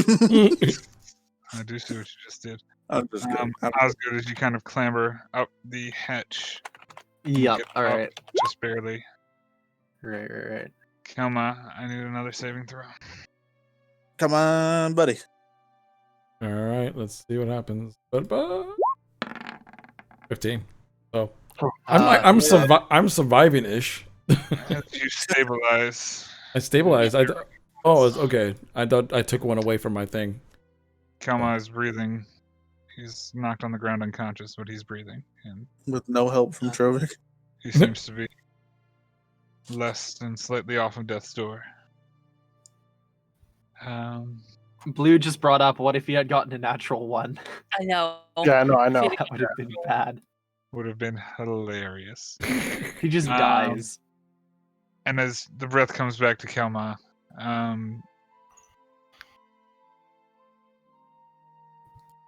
that's where we're gonna end it. Boom. Holy shit, that session. Not quite a tiny room, but It's tiny. Not quite as brutal, but like, holy crap, sigh of relief on that one. That could have been so much worse.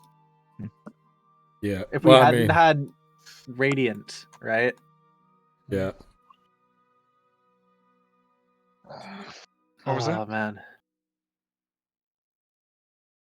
I don't know. I've just been. I'm still knocked out on the floor.